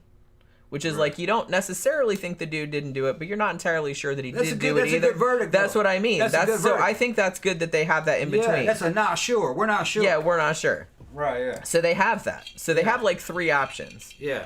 Which is good because, shit's not black and white. And I don't think like the jury's be like, well, maybe he did it, but I'm not entirely certain. Like, I'm not sure enough to like send the dude to the gallows or whatever. So I'm just going to say not proven. It's maybe he did it, but I'm not sure. It ends up being what's called a responsive verdict. In other words, a verdict that's not quite full blown, okay? It's not really sure, so instead of giving the guy a life sentence, we're going to give him 5 years. It's that shit like that. Yeah. Yeah. But how it shook out, the jury came back, and how they voted, 9 of them voted guilty, 5 of them voted not proven, and 1 voted not guilty.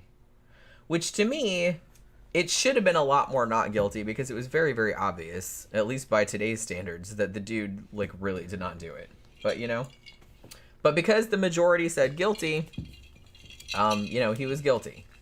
So the judge puts on his little black cap and sentenced him to death. Damn. And so his execution date was set for May 27th, 1909. Oscar Slater, when the verdict was read, was obviously beside himself. Yeah. He believed the lie. He thought the system was gonna fight. Get down to the truth. No. That's not how that happened. No. You're entering basically a live action game show. I'd probably just be like, what country doesn't have extradition? I'm going to run to that country before I'm not going to get my ass. No, they got you in custody now. You can't go anywhere. Holy crap. I would try to escape. Yeah. But yeah. So he apparently like jumped out his chair and said, I came on my own account to the country, because he made a big deal about it. It's like, hey, I came back here voluntarily, like to clear my name or whatever. And you guys I came over to defend my right. I know nothing about the affair. You are convicting an innocent man. Yeah, they didn't want to hear that. Which, yeah. Yeah. Although I will note that I guess there was something about, because I kind of feel like up until the trial and up until the conviction, public opinion was pretty solidly against him. Because it seemed like, the judge, the jury, everything like that, and even the press prior to the trial had pretty much already decided that this is the dude that did it. So the public was not really on his side. But after he jumped up and just made this statement, and he was obviously, like I said, just fucking completely bewildered that this had happened, I think public opinion started to kind of change more in his favor, and they're like, oh shit, maybe he didn't do it, you know what I mean? Because he seemed really shocked by the whole thing. So by the time, like not too long after the conviction, they were actually able to, they started setting up like stations on street corners in Glasgow where they would have, you could come over and like sign a petition, like to try to, get a retrial or get him released or whatever. And they got pretty easily like 20,000 signatures on that. So like for his sentence to be commuted. Now, because they got 20,000 signatures, Oscar Slater's lawyer at the time sent this petition to the secretary for Scotland. And at this point, he had enough of the thing. He's like, okay, well, tell you what, we're not going to let him go or nothing like that. But we'll have him, we won't do the death sentence, but we'll commute it to life in prison. Life at hard labor, which was probably not much better. But you know what I mean? They did this, they decided this 2 days before he was supposed to hang. Damn. They said, oh, we'll commute his sentence to like a life sentence. But like I said, life sentence, hard labor. So great. So he gets sent to Peterhead Prison and put on hard labor. He's like out there breaking rocks or whatever the fuck.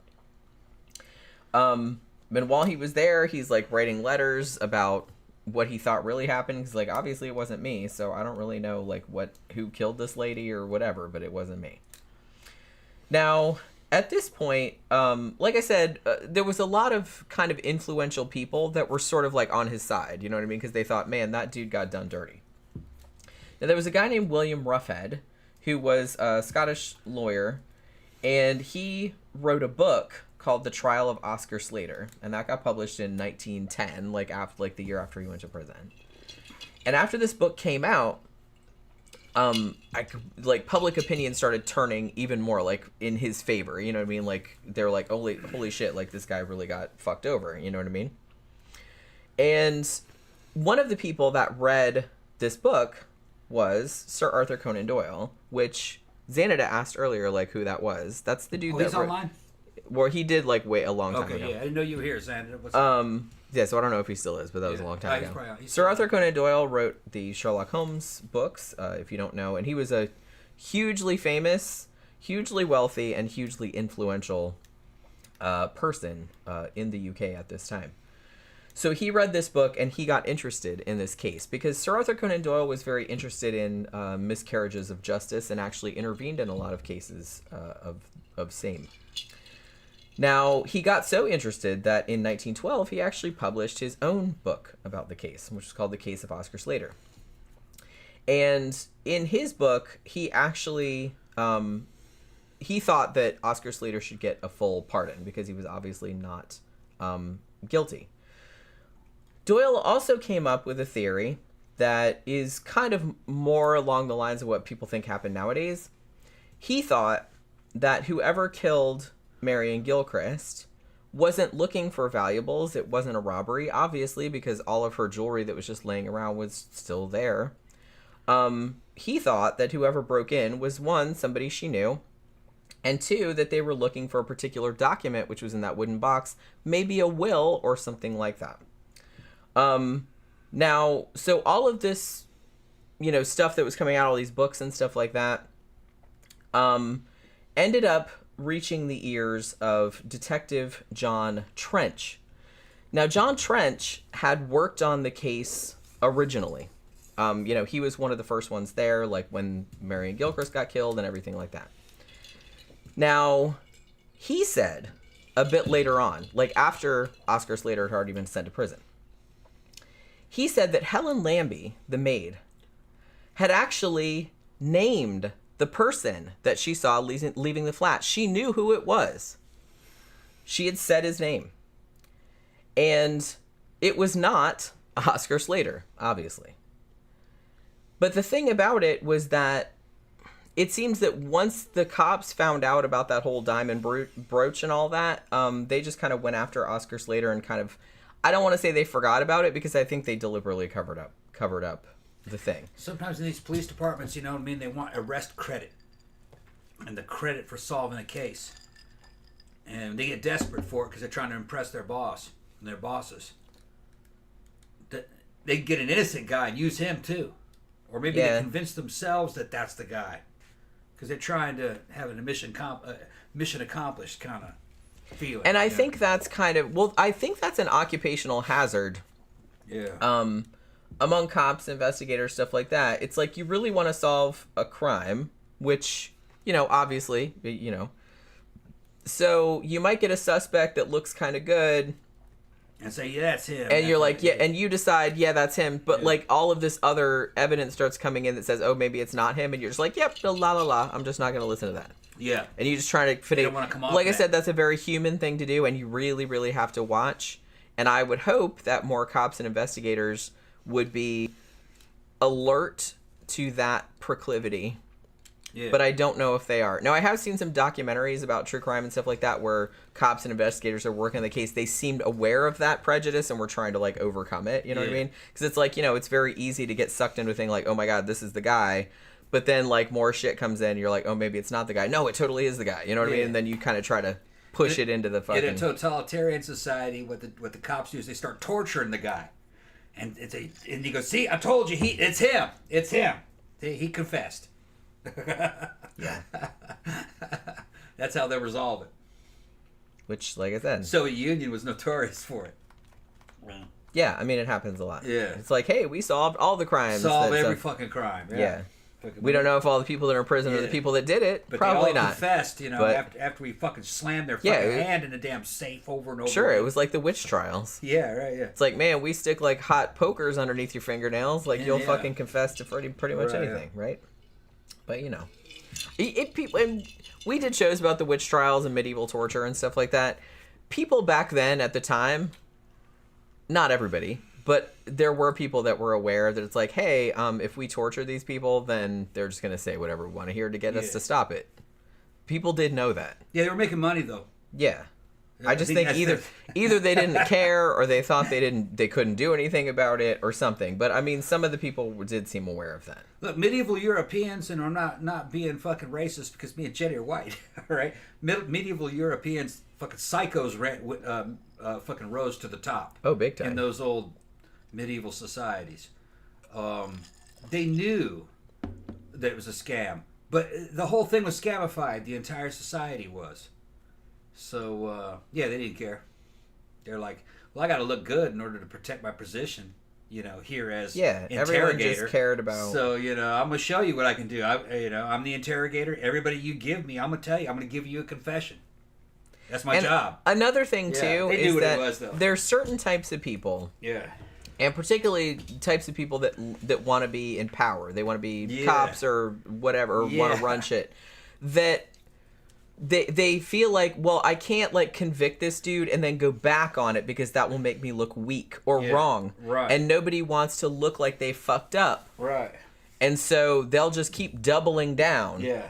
Even though it's, even when it becomes even more obvious that that's not the person that did it, it's like they just keep digging their heels in and saying because they don't want to look like they messed up. Yeah, and in those old societies, you had to not only volunteer for those positions, you had to work hard to get them. So, only the ruthless were going to be able to get positions of power. Not ideal. No. But here's the thing. We can pretend that we're all high and mighty. Our politicians are exactly the same way. If you can lie, cheat, and steal, you'd make a great politician. That's all they do. They're actors. They don't work for you. They work for big corporations, and they work for fucking large conglomerates and oligarchs. That's who they're working for. The money doesn't come from you. So, it's still crooked. It's just crooked in a different way. Like I said, and it probably always will be, but it's like, I'll take today over medieval Europe any fucking day of the week. You're right. I don't want to get my toenails pulled out. I don't know about you guys. Medieval Europe, the average IQ was probably about 80 back then, 75. They were dumb. You can tell just by looking at their artwork. They weren't any good at artwork. The Romans were a lot more intelligent on average.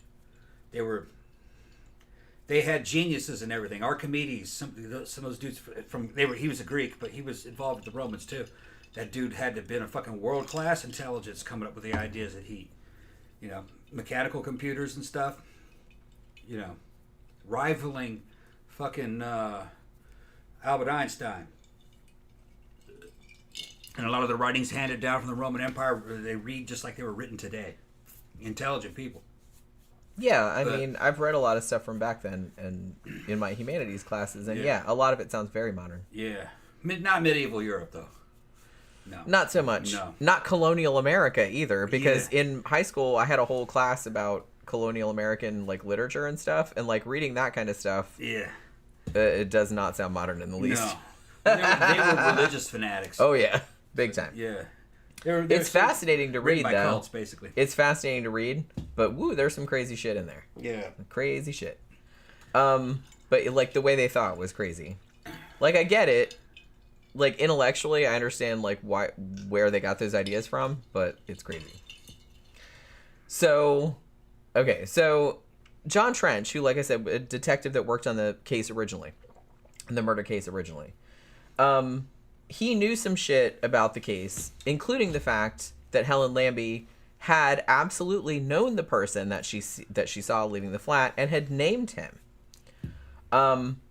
So John Trench said, like, kind of at the time, the other cops were kind of like, hey, why don't you just keep your mouth shut about it and keep your job and keep your head down and everything will be fine. So at the time, Trench did that. But as the years went on, especially after Oscar Slater got convicted and was doing hard time in prison, he started feeling a little bit bad about it. So he decided he was going to do something about it. He's like, you know, not only is this poor man breaking rocks in prison for all of these years, but also the real killer is still running around out there somewhere. So he's like, okay, I'm going to drop my nuts and I'm going to do something about it. So 1914, he goes to a lawyer in Glasgow who was kind of well known at the time, whose name was Mr. Cook. And he told him what he knew about the case that had been suppressed by the police. Let's call it that. And he's like, what do you think I should do? So Mr. Cook says, tell you what, I'll go to one of the prison commissioners in Scotland, and then, you know, we'll write to some important people. We'll see if we can get this sorted out. So they basically figured out, so they went to the Scottish secretary. His name was McKinnon Wood. And they wrote to him, and he wrote them a letter back and said to Trench, it's like, you write up everything you know about the case, and we'll see if we can do something about it. So Trench, he kind of goes over all the stuff. He writes up this big long thing, and he sends it on. Unfortunately for Trench, what ended up happening was that he got shit canned. He got fired. You know what I mean? Which is kind of shitty, but you know what I mean? He was going against the cops because, like, look, all of this information was suppressed. The police suppressed all of it because they were trying to convict Oscar Slater. All of this other stuff that didn't agree with their narrative, they just kind of covered it up, basically. So they were like, okay, so we're going to do an inquiry. They did establish an inquiry into Oscar Slater's case. Now, the inquiry, though, kind of left a lot to be desired. Let's put it that way. It was held in private. Oscar Slater was not invited. Neither was his lawyer. The witnesses were asked to attend, but not required to. Like, they could show up if they wanted or not. So the only person that showed up to this inquiry were the sheriff and the clerk and the witnesses that bothered to show up. Also, there was no unfettered transcription taken of this inquiry. Basically, what happened was that the sheriff gave a summary of what each witness said, and then if they said something that didn't agree with the already established narrative, he just kind of like did out, sort of. You know what I mean? It was like that kind of thing. So, not great. Now, the thing about this, one of the kind of points of contention. In the initial reports that Helen Lambie had made about recognizing the dude that came out of Marion Gilchrist's apartment. Now, she named him, but what they did in the reports was they kind of blacked it out, and they just called him, quote-unquote, A.B., like the initials, which aren't his initials, who the guy that she named, by the way. Now, according to Trench, after Helen Lambie named this person, they went to the dude's house the day after the murder happened. Now, Trench said, I wasn't there, so I don't know what happened when the cops went to this dude's house. He did try to find out, but nobody would tell him. And then he said that when they came back, they were like, oh, it wasn't him, we've sorted it out. That kind of thing, which he thought was a little sus. Also, he went and took a statement from Miss Burrell, who was Marion Gilchrist's niece. She lived like down the street. Now, she said that Marion Gilchrist didn't get along with any of her relatives, like her family members. And she said that hardly any of her family members ever came over to visit her. Now, Miss Burrell also said that Helen Lambie, the maid, had come to her house on the night of the murder, which was true. Like, she went there afterward to tell her what had happened. And Miss Burrell said Helen came to the house and said she knew who the murderer was. I recognized him, she said.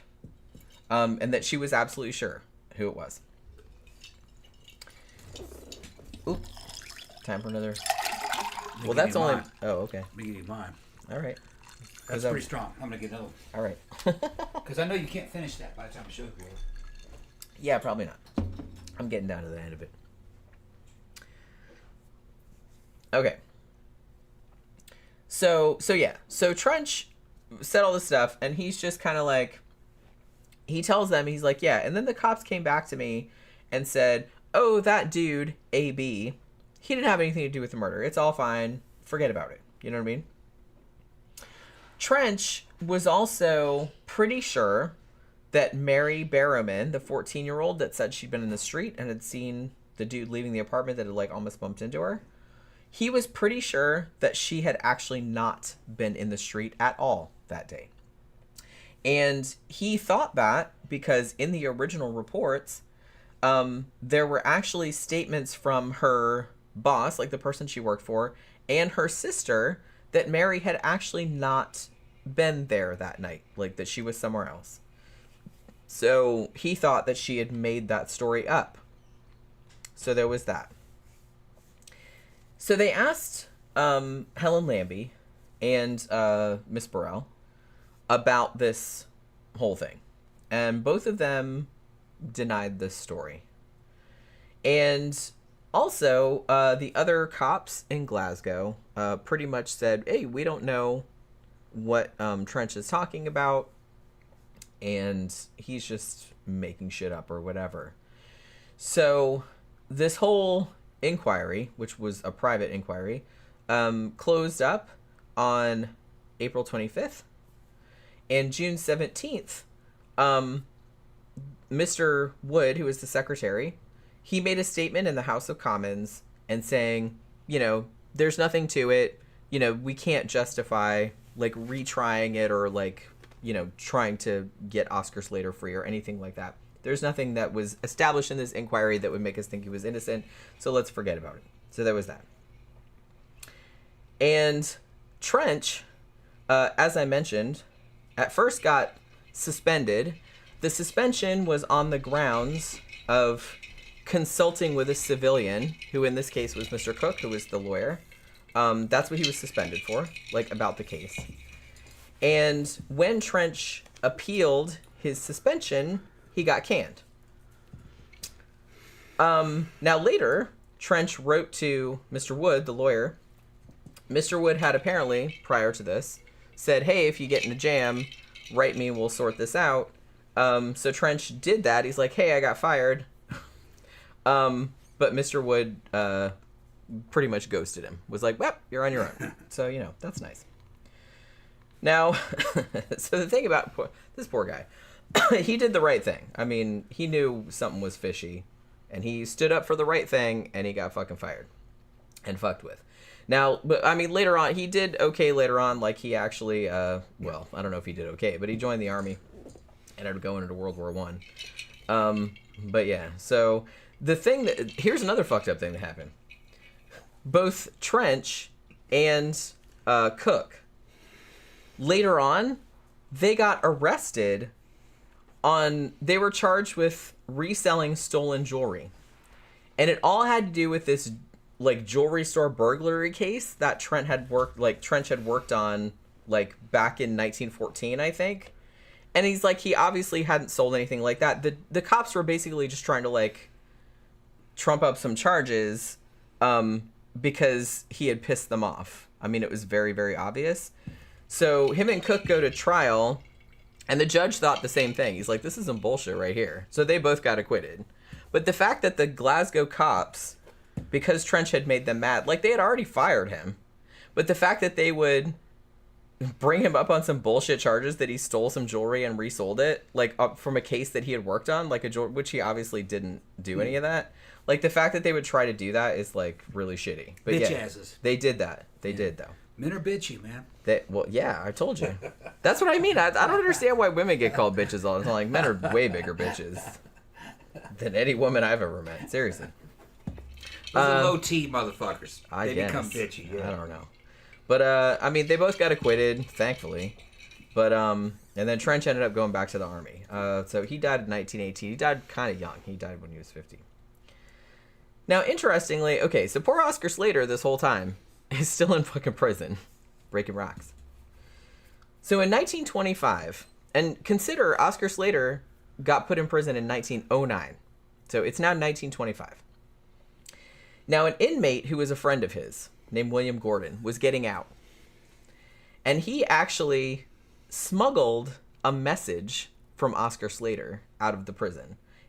Oscar Slater had written it on waterproof paper, and William Gordon rolled it up and put it under his tongue. I've heard also put under his dentures. I'm not entirely sure which it is.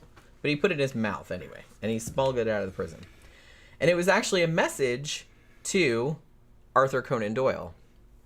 Now, as I mentioned, Arthur Conan Doyle had written a book about the case and was trying to help him. But, like, in the ensuing years, like, other things had come up, and I don't think he'd forgotten about it, but, you know what I mean? He wasn't working on it quite as hard. So the note basically said to Arthur Conan Doyle, please don't forget about me. Like, you know, keep working on the shit. So Arthur Conan Doyle did eventually get the message that had been smuggled out of the prison.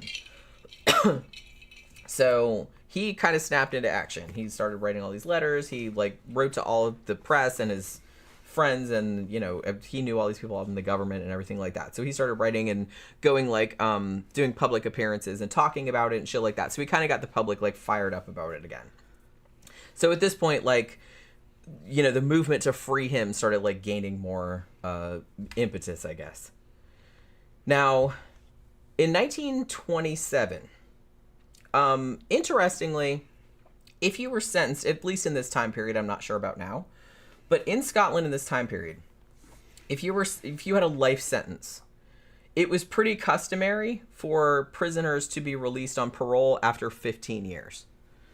Oscar Slater, for whatever reason, had been in there for more than 18 years, and they had not let him out. You know what I mean? And didn't give him a date when he would be let out.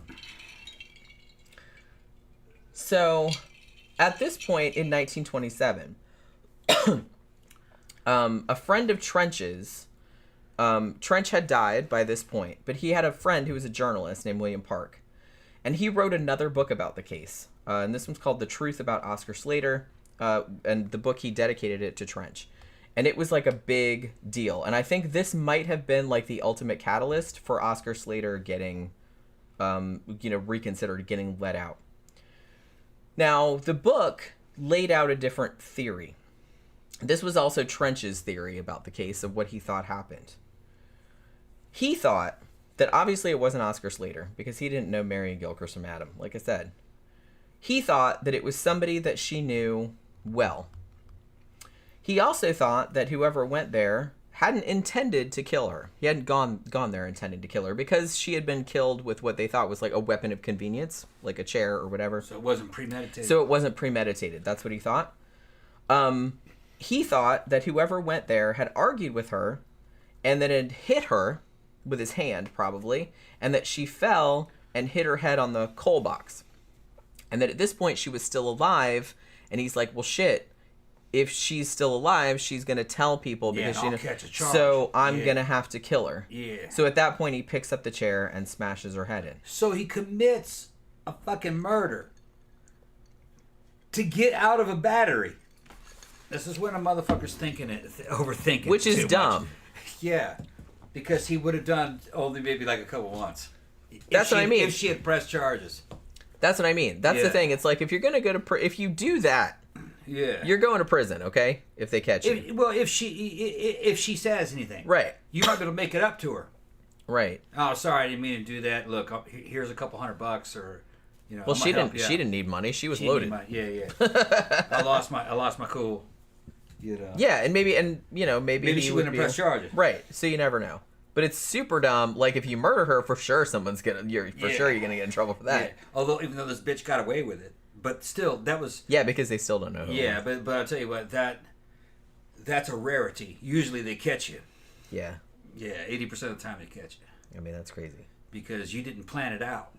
All right? Anything that's done at the spur of the moment, you're going to leave a messy crime scene. You're going to be implicated. Yeah. So you're going to get it. That's why first-degree murder carries such a heavy penalty. If it's premeditated, you have a much greater chance of getting away with it.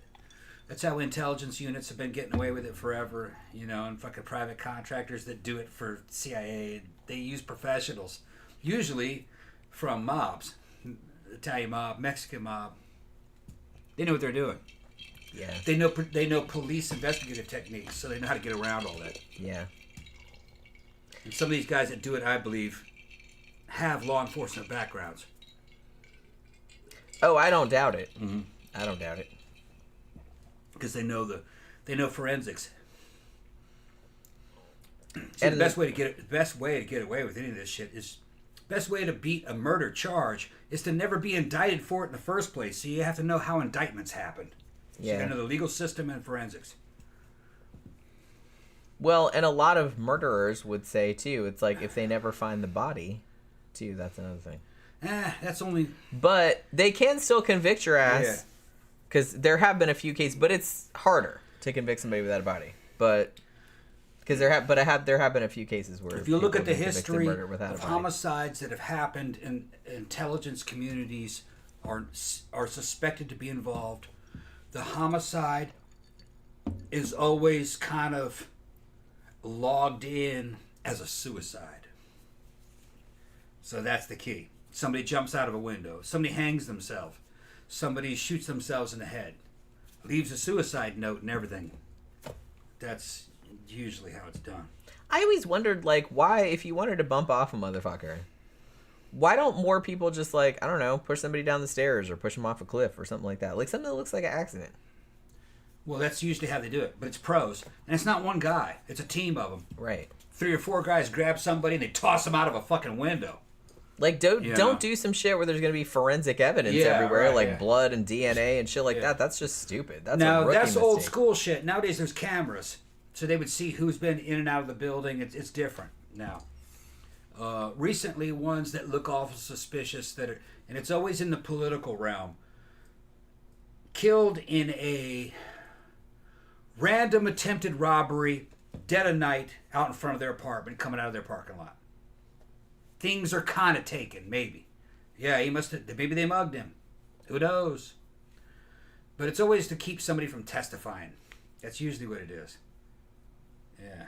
Well, that happens a lot. Like, honestly, if you go to, like, the Wikipedia page for, like, lists of unsolved murders, I feel like 80% of those are either mob hits or gang-related, or is something where it's, like, somebody, or political assassinations, or somebody that was testifying against some big criminal, and it's like, oh, so they turned up dead someplace. Yeah. You know what I mean? Yeah, they got robbed in the middle of the night. Dead. Shot. Well, no, usually they're just shot in their car or something. Shot in their car. They shot themselves in the car. The weapon's right there. Like that. There's a bunch of different ways. But good movie if you guys want. There's an old Robert Redford movie called, was it 3 Days of the Condor? Mm-hmm. About the guy who fucking works we reviewed that. Well, great fucking not too movie. long ago. Yeah. Back in the 70s, and that's some classic shit, man. 3 Days of the Condor. Yeah, Xana said in The Sopranos, that's how they try to kill Tony. Made it look like a botched carjacking. Yeah. Yeah, see, if it was me, I wouldn't even do that. I would just, like I said, like try to push him down some stairs or off a cliff or something. That's not a sure thing, though. Well, no, you but got to still. get somebody to the cliff. So there's a bunch of, you know what I mean? Yeah, I know that. The target may not be you may not be able to maneuver but just shooting them him in the to car, that like, that seems like too dangerous. Yeah, carjacking,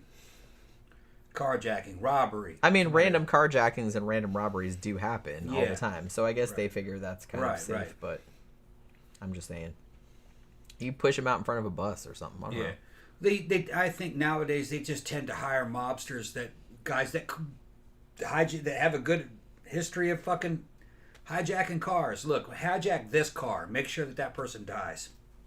And there you go. Thank you. Here's $50,000. Thank you very much.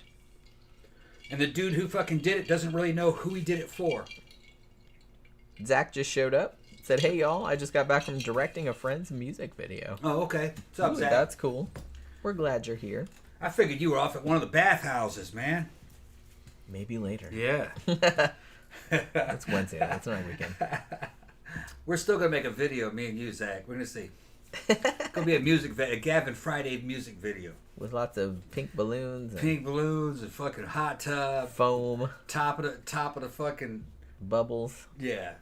Penthouse of the fucking Be hotel. Spinning bathtub and shit. Fucking yeah, Jen's gonna be the Zach fucking. said you never know. Never know. Jen's gonna be fucking shooting the whole thing, man, by video. Yeah, it'll be good. Yeah.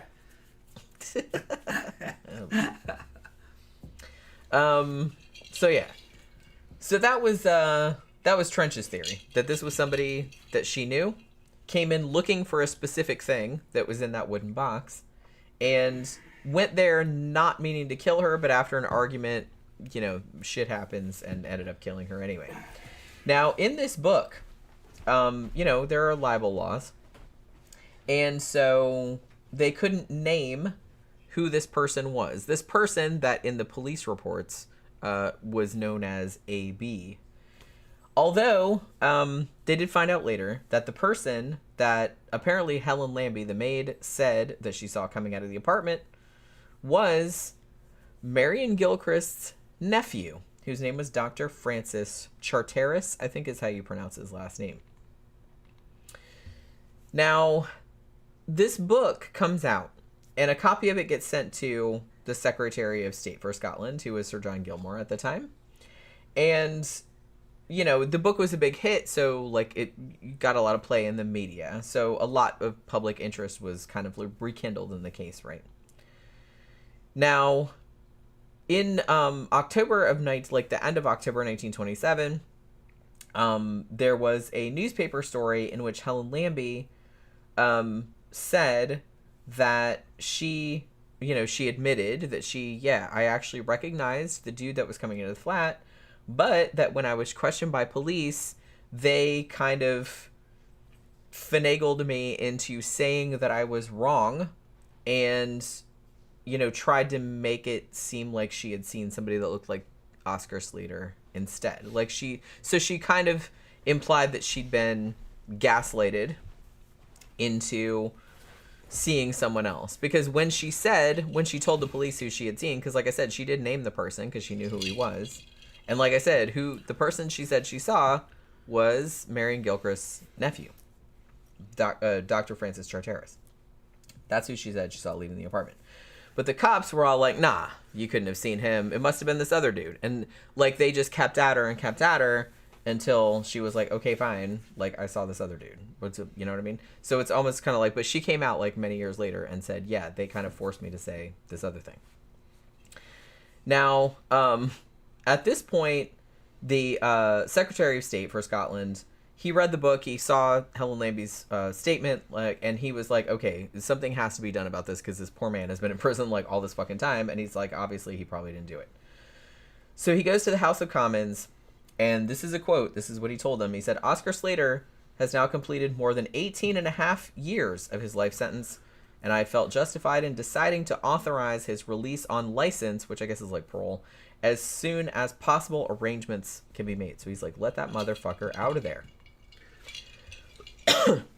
So Oscar Slater was actually released, I believe, like on a parole type situation, on November 14th of 1927. Now, after he was released, because like I said, he didn't just want to be released like on parole, like, hey, I'm still Oscar Slater the murderer. He wanted the shit overturned, you know what I mean? So he would be innocent. So after he got out, Sir Arthur Conan Doyle kind of like took up his case again. So he sent a letter to all the MPs, and he's like, we should really do like a whole inquiry into this trial and like figure out what happened. So at this point, the Secretary of State did agree with him and said, okay, so they organized like a whole new inquiry, and they were going to do like the Scottish Court of Criminal Appeal. I should note that when Oscar Slater was first convicted, this changed later on, partly because of this case, I believe. When you got a death sentence, you couldn't appeal it. Like, there was no such thing. No, that's ridiculous. As far as I know. You should be able to appeal any case. But yeah, well, like I said, this was 1908. Yeah. But mostly because of this case, they were like, oh yeah, maybe we should do that. So that was actually like established later on. So they did do an appeal in the summer of 1912. 28. So they laid out all the evidence once again.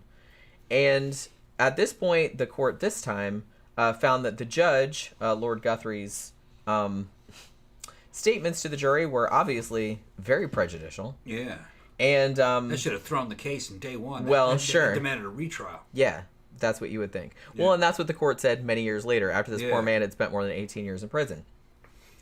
But they were like, yeah, we need to overturn this, or vacate it, as they say over there. But yeah, they overturned it. So they finally did overturn the conviction, so he was an innocent man forthwith, like going forward. And at this point, the Secretary of State says to Oscar Slater, request whatever amount of money you want, like as compensation, and we'll see what we can do for you. Oscar Slater said, I don't want your money. Like, I don't want anything. But still, they gave him money anyway. Like, even though he said, I don't want any compensation. Like, he was probably mad. I don't blame him. But he said, I don't want nothing from you, motherfucker. I don't want nothing. Yeah. But they did let him out. But they did send him a letter, and they said they would send him, at that point, £6,000, which in today's... that's a lot of money. Today's money is... couple hundred, 250,000 maybe? $600,000 in American money. Over $500,000 today. And how old was he when they released him again? He'd have been 50? Now I can't remember. I think he was 38 when he went to prison. What was he, 38? I think he was 38 when he got arrested. Late 50s. Yeah. Mid to late 50s. Shit, man, $500,000. That or maybe younger. Yeah, I'm not sure. Yeah, that'd support you for the rest of your life. But yeah, he got the equivalent of $600,000 American dollars in today's money. If you bought a modest house, you'd have enough left over to where you. Yeah, I mean that's a lot. I could live on that for the rest of my life quite easily. Yeah, $500,000, 600,000. You buy a $275,000 house, which kind of a nice one would be kind of small. A house, that's okay. A car, and then you just have to fucking just cruise on that until Social Security kicked in. Yeah, you could do it. Yeah, I could do it easy. Yeah, I'm used to frugal. I'm used to living on nothing. So I gotta buy all her clothes. She don't buy clothes. I said, "Man, I'm gonna get some clothes." I hate buying. Howard got her a whole new wardrobe in there. I know. Shein and shit. Well, she's got clothes that she hasn't even worn yet. I gave you some money for that too. Yeah, she paid for half of it. Yeah, I did. But she left her own devices. She'll just sit here and just wear holes into things. She's just used to that. Yeah, I don't give a crap. Yeah. Well, no, yeah, like you said, I'm used to it. She's a child of poverty. That's what happens. Yeah. You're just like, I can't really justify. I gotta save money. I can't spend money on shit like that. You know what I mean? That's what happens to you when you grow up poor. I guess so.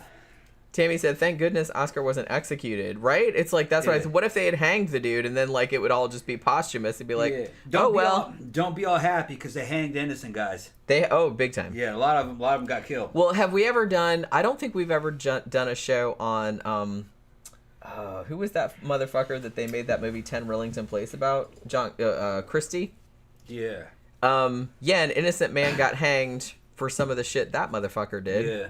So England has a mental block when it comes to the death penalty because they had a bad experience with it. I think mostly in the 1800s. They would hang children for stealing bread. That's how brutal the fucking British were. You know what I mean? But we have it here in the U.S. But the thing is that they're going to kill you here. You did some shit. You got to really do some bad shit to get the death penalty. And they have to be sure that you were the one that did it. Usually it's serial killer type stuff. And they got you so dead to rights, yeah, you did it. Well, I don't know if the that's British always would just kill you for stealing a well, little bread. Honestly, the case that I was talking about, which I think that was Christie, right? That Welsh guy got hanged for. I don't remember. Like for doing his wife and kid, even though Dr. Christie had done it. We should do a show about that because that's a horrifying case. But I kind of talked about it some because I reviewed the movie 10 Rillington Place, which is a fictionalization of that. It had John Hurt in it actually, who was in Alien. But the guy that the alien burst out of his chest. That guy. Yeah. Like he was in it. But it's a great movie. It's depressing as fuck, but it's good. But it's based on the true story. But that was the case that made them think, hey, maybe we shouldn't just be hanging people willy-nilly, because they found out later, oh, that dude didn't do it. Yeah. Oopsie. But yeah, so that's kind of why they stopped doing it. Yeah, I'm fucking busting on the British. There were some American states in the 1800s that were like that too. They would hang somebody for pretty kind of minor stuff by today's standards. In the West, if you stole a horse, you'd be hanged. But the thing is in those days, stealing somebody's horse was a tantamount to attempted murder, because you'd die without a horse if they left you on the range with it. So it made some sense.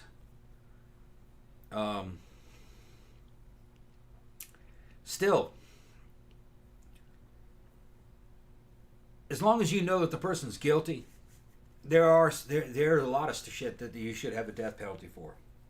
But it usually has something to do with killing another person on purpose. I don't have unjustly. I don't have an issue with it way. As long as they know for sure that is the motherfucking person. Right. Because I don't think they should be just killing people on like some flimsy fucking evidence. Yeah, and then Yeah. Yeah, well, too late now. What I dislike about the American system about lethal injection is that they end up spending a lot of money on those guys. Gotta pee. And it takes too long to kill them. They're in there fucking 30 years fighting over it, when they know that that's the dude that did it. Jenny fucking left me here on my own to handle the show. Go ahead. Go ahead, I'm entertaining. I gotta entertain now. Let's see who's there. Xanada said that The Sopranos... Actually, Jenny read this already. What's up, Xanada? How you doing, man?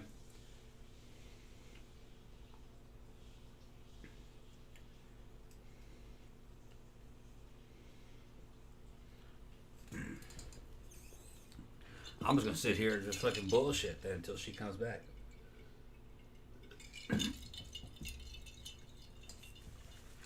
So drop something in the comment section. Go ahead, keep me going.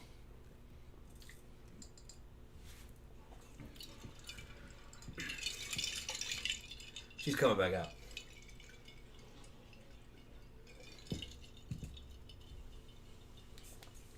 Y'all just go ahead and take a break.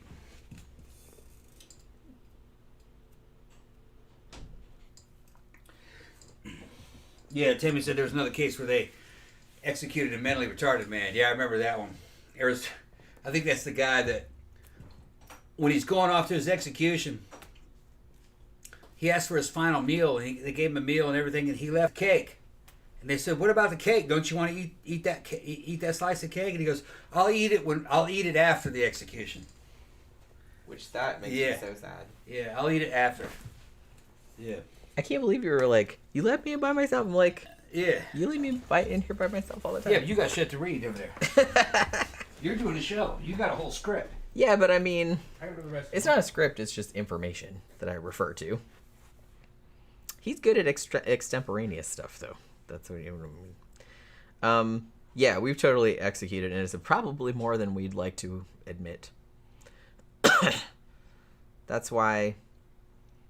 I'm not a fan. Like I said, there's humanities like serial kill. Like, I'm not sad that Ted Bundy got fucking fried or nothing like that, because that dude was a piece of shit. And there's some people that are just... People like that are just not... You've revoked your human card. You know what I mean? At that point. So, whatever they do to you is fine. But that's kind of like a very small percentage. Most people that commit just kind of bullshit crimes... Yeah, I don't think they should be doing that shit to him. Yeah, and Xanada said there's always a margin of error. That's what I mean. It's just like, you better be goddamn, you better have some fucking DNA, you better have just all of this information, all your fucking ducks in a row to be doing that. That's why I'm not really all that bothered by, I don't know, by all the appeals. If you're gonna have the death penalty, like I said, you have to be fucking sure. You can't just do some shit like this, where it's like, this dude obviously didn't do it, and they even kind of knew at the time, I feel like, that he didn't do it, and they're just like, yep, he's gonna hang. And they would have hanged him, probably, if all these people hadn't signed that petition. 2 days before they're going to hang him, they were like, oh yeah, maybe we'll just like commute it to a life sentence because all these people are mad about it. And it's just kind of, if that hadn't happened, they'd have hanged him. And then later on, they'd have been like, oh, he was innocent. Oh well, nothing you can do about it now. Dude's dead. You know what I mean? So you can't take it back. So they really, really have to be fucking sure about that kind of shit. Fucking sure. Yeah, and there's a lot of states with the death penalty they don't use it much anyway. Yeah, they usually don't. Which, like I said, that's good. I don't have a problem with that. Like I said, I don't have a problem with it in principle if it's a really, really horrible person and they're absolutely fucking sure that they did that shit. But I don't like this. Oh, maybe they did it. You know what I mean? That's not cool. Like I said, they were gonna hang this dude, and obviously he didn't do it, which is crazy. And he just like only got out of that shit by the skin of his teeth. Here's this crazy thing. So he gets the equivalent of $600,000 in American money in compensation. Even though he didn't ask for it, they just gave it to him. Now, it turned out, though, that he had to pay for the appeal himself, which, again, is some bullshit. I don't know. I don't think they don't do it like that anymore, but they did back then. Now, the cost of the appeal was £1,500 in those days' money, which was what, like a quarter of what he got, right? So he would have had to pay like a quarter of what he got for the appeal.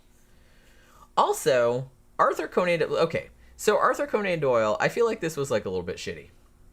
Arthur Conan Doyle comes out, and he thought that, just for honor purposes, I guess, that Oscar Slater should pay back all the people that had contributed money for Oscar Slater's legal fees. Like, hey, we helped you get out of jail. You should pay us back with all that money you got. Oh, yeah. Which... maybe. It depends on... not cool, Doyle. Yeah. You know what I mean? You owe us money. Like I said, maybe it's kind of... And look, Arthur Conan Doyle didn't need the fucking money, all right? He wrote fucking Sherlock Holmes. Yeah. He was hugely famous. He was hugely successful. He was very rich. And it's like, this seems a little petty. Just gonna say. You know what I mean? Just seems a little petty. So he's like, well, that's what I would have done if I was in the same situation. Like, just show the appreciation and blah, blah, blah. Now, Oscar Slater, and I can't blame the dude, he's like, no, it's like, it's stupid that I even had to pay for this appeal in the fucking first place, which, yeah, I agree with you on that. He's like, so why should I have to pay all you guys back? It's like, I shouldn't even had to pay for this appeal in the first place. It's just, I don't know. Like, so I kind of feel like Doyle was like, well, it's like, oh, the dude, we spent all these years, like, campaigning for him, and it's like he's ungrateful. And I was like, the dude was in fucking prison. Yeah. Breaking rocks for, like, 18. Give him a fucking break. God damn it. You owe him. Yeah. It's like, and that's the shitty thing. It's like, I thought you guys were just helping him because it's like, oh my God, this is an innocent man, and I feel bad. I would not expect him to pay me back. Yeah. That is fucked up. Yeah. I'd be like, I just believed in your cause and I was helping you. I didn't expect anything in return. Yeah. That's Skeletor says, love you guys. Thank you, Skeletor. Ah, we love you too. Karen Lee said something, but I don't know what she is. I don't know what she said. She took it away. Oh. Who's Karen Lee? I don't remember Karen Lee. Yeah, she's been here before. She's been here before? Okay. Something like, she said me too, Jen, but I don't remember what that was. That was a while back. Yeah, a long time ago. But yeah, so the fact that Arthur Conan Doyle thought that he would, and him particularly did not need the money. But him saying, it's like, oh, you should pay your supporters back because, you know, you're ungrateful or whatever. I'm just like, man, shut the fuck up. Shut the fuck up. That bitch needs his money, man. Fucking stop it. Yeah, I was just like, he's been in prison for 18 years for some shit he didn't do. Right. Leave the dude alone. Yeah. Holy crap. I just can't imagine. Like I said, maybe that was office of Arthur Conan Doyle. No, maybe he said that. It was him. Yeah. He wrote a letter. Listen to this. Give me my money, bitch. He wrote a letter to Oscar Slater later on, and this is a quote from the letter, direct quote. You seem to have taken leave of your senses. If you are indeed responsible for your actions, then you are the most ungrateful as well as the most foolish person whom I have ever known. What? Because you didn't give him money? Yeah, because he didn't pay his supporters back. Like, after he got the settlement. Okay, I'd give him a couple $100. I don't know. I read that and I was like, man, Arthur Conan Doyle. Maybe Doyle knew that he would get a settlement and was fucking vying for some of that shit. Although, like I said, Arthur Conan Doyle was like super rich. He did not need the money. All right. But for him, it seemed like more a question of honor. Like, he's just kind of like, oh, well, that's what I would have done. But it's just like to show my appreciation for everybody, like, you know, sticking their necks out for me and stuff like that. But it's just like, I don't know. Like I said, if I was okay, if Oscar Slater was like alive right now and like this had happened, I'm like, man, that's some bullshit. I'm gonna give like $10 or whatever it is, like for, you know, to help that dude out, because that's fucked up. Jeff Yard has an important question there. Didn't Houdini have a huge falling out with Conan Doyle? I'm beginning to see why. Yeah, and I was just gonna bring that up because we did a show a long time ago, which is one of my favorite shows, and probably we should like revisit this topic because I'm super into it. Houdini and Arthur Conan Doyle were really close friends.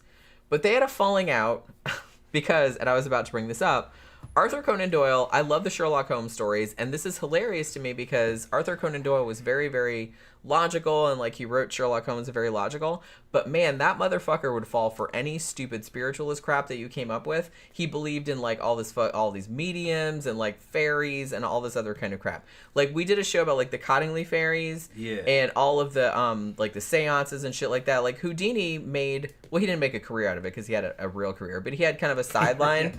Well, you know, being like an illusionist or whatever, and an escape artist. Houdini was the man, by the way. But he was. I love Houdini. But yeah, he's like a big hero of mine actually. But he had a sideline in exposing fake psychics, not because he was an asshole. Houdini actually wanted to believe that there was life after the death. He just didn't. He didn't want people profiting on charlatans. He just didn't want people taking advantage of people who were grieving. Yeah. And you know, giving them false hope that their dead relatives were talking to them and shit like that. He thought that was shitty. And the 1920s fucking had a shit ton of grifters. Oh, big time. A lot of them. They were good at it. Big time. They were really good at it. And what's funny is that one movie that we saw was about the 20s. Psychology was used by grifters a lot to get. Remember, what was the name of that movie we saw? It fucking was excellent. Which one? The one where they had the damn psychologist and the magician going at it. Remember? What else? He actually, a billionaire who killed them girls hired him to fucking talk to the spirits. Remember? And it turned out that wasn't a spirit; it was another grifter pretending to be a dead girl. Oh, he came out of the damn fucking. Remember that? And they had the damn gimp, or not the gimp. What do you call it? What do you call it? Not a gimp. A fucking, oh my god! What are you talking about? Fucking geek. They had the geek. And the geek was nothing more than a damn heroin addict. They were making him eat dead, living chickens and shit. Oh, the Guillermo del Toro movie we just saw not too long ago. Badass. Oh yeah. Yeah. That was. What was the name of that thing? Nightmare Alley. Nightmare Alley.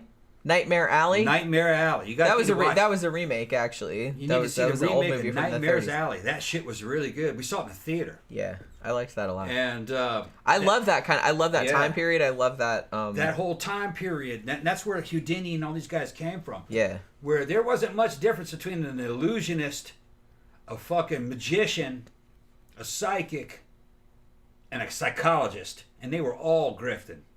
Well, see, that's why I was always a big fan of Houdini. I was always a big fan of like James Randi and people like that, because I always thought that if you're gonna have somebody bust seances and like people that are taking advantage of people who are grieving and shit like that, get a fucking magician. They know all the fucking tricks. Yeah.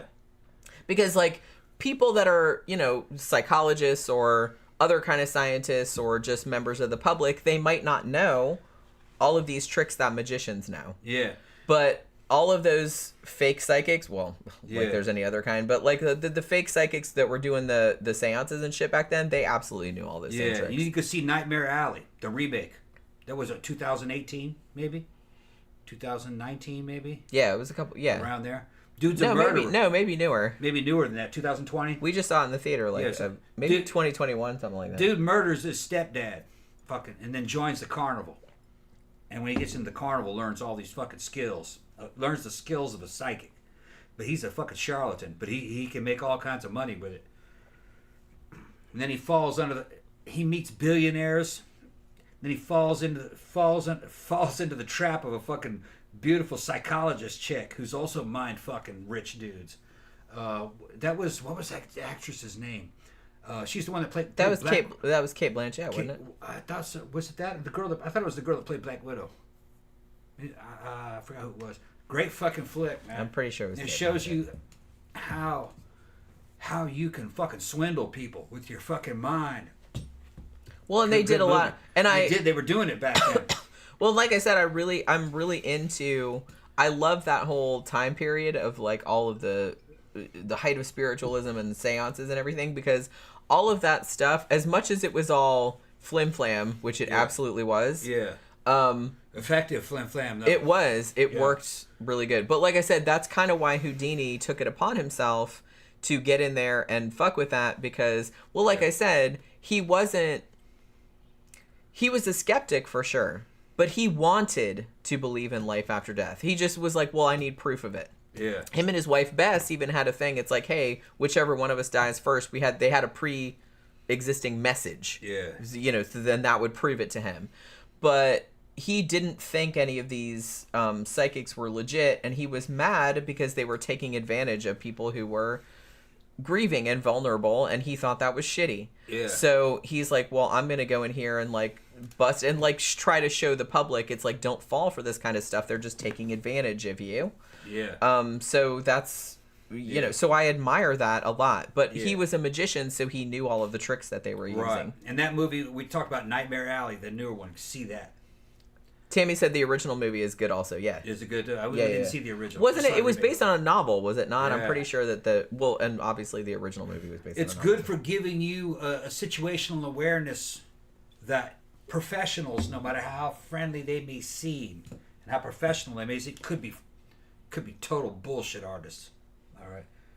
And psychology, when I was a kid, back in the 70s, psychologists were not considered to be scientists. They were considered to be fucking, basically, charlatans. The real version of that would be a psychiatrist. They considered them to be real. But they never considered psychology Well, they can to be prescribe real. drugs, and they do like they study brain science and all of that. But psychology is very effective. The CIA uses it a lot. It's a way of manipulating a victim. And see that movie; they'll show you how it's done. And it's a form of illusionist, like a magician. They frame things and how to make propaganda, how to control the mind. Great movie, loved it. Well, like I said, you can see why a lot of magicians are skeptics themselves, because they know how easy it is to fool somebody, manipulate people, and to get people to yield. Yeah. Like, and it's not really even that hard. No. But yeah, I mean, that's the thing. Yeah, so that was with the big rivalry between Houdini and Arthur Conan Doyle, which, like I said, we did a show about Houdini a long time ago. Like I said, it was probably like our 4th or 5th show. It was probably like fucking 7 years ago or something. Karen says that was a good show. Yeah, and it's like I kind of want to revisit that topic and maybe expand on it a little bit, because I really do like that whole time period, and I like that whole. But yeah, Arthur Conan Doyle, as into logic, and you know, he was very good at writing his Sherlock Holmes stories, which were very based in deductive reasoning and stuff like that. He didn't seem super good at it himself, or I don't want to say he couldn't practice it. Yeah, he wasn't. He didn't apply it in his own life. I will say, because he fell for some stupid bullshit. Yeah, the fairy story was quite interesting. I saw those photographs as a kid, and was fucking mesmerized by the photographs of the fairies. They do look good, but they look cool. When you know how it did, it's like so easy. It's so simple how it was done. But the thing is, though, is even as a kid in the fucking early '80s, I'm looking at those going, that's not real. No, that's not a real creature. They just cut pictures out of books. Yeah, cut pictures out of books and stuck them on wire and stuck them in the ground. Yeah. That's all they did. Those aren't real things. That's all they did. And then take a picture of them. And Sir Arthur Conan Doyle totally fell for that shit. It's because he wanted to. He wanted to believe it. And like I said, he was very into. And that was the thing that kind of ended their friendship, as far as I'm aware, is that Arthur Conan Doyle was absolutely adamant that a lot of these mediums and stuff like that were real, and Houdini was like, no, they're just fucking with you. They're flim-flam artists. You're just falling for it. Yeah. And I think that Doyle didn't want to accept that. That's all it was. That's why they had a fight. Yeah, Xanadu said, I don't know who this Doyle guy is. You don't know. He wrote Sherlock Holmes. He's one of the most famous dudes in literature. Yeah, he wrote all the Sherlock Holmes stories. He sounds like he was a real drag. Yeah. He's an interesting character, because on the one hand, I admire a lot of his stances on, just as, we've demonstrated in this case, he was very, very interested in, progressive politics, social justice issues. He was very into trying to get people in, that were convicted of crimes that were innocent. He was, campaigning on their behalf. So he seemed like a really good dude in those ways. But like I said, he really fell for some dumb shit. So he seemed to like really have some kind of blind spots along those lines. And when I read that he had gotten mad at Oscar Slater for not, I don't know if it was necessarily not paying him back, but just paying back other people that had campaigned on his behalf.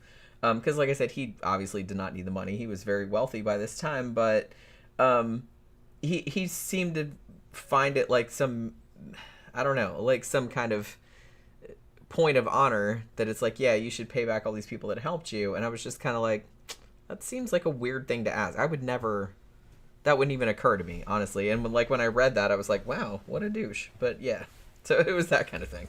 So I don't know. He was a complicated individual, Sir Arthur Conan Doyle. Like I said, I like a lot of the things that he did, and he seemed like a good dude in a lot of ways, but he had some weird things. He had some weird quirks and a lot of weird blind spots, and I don't know. He was a contradictory person, I guess, like we all are.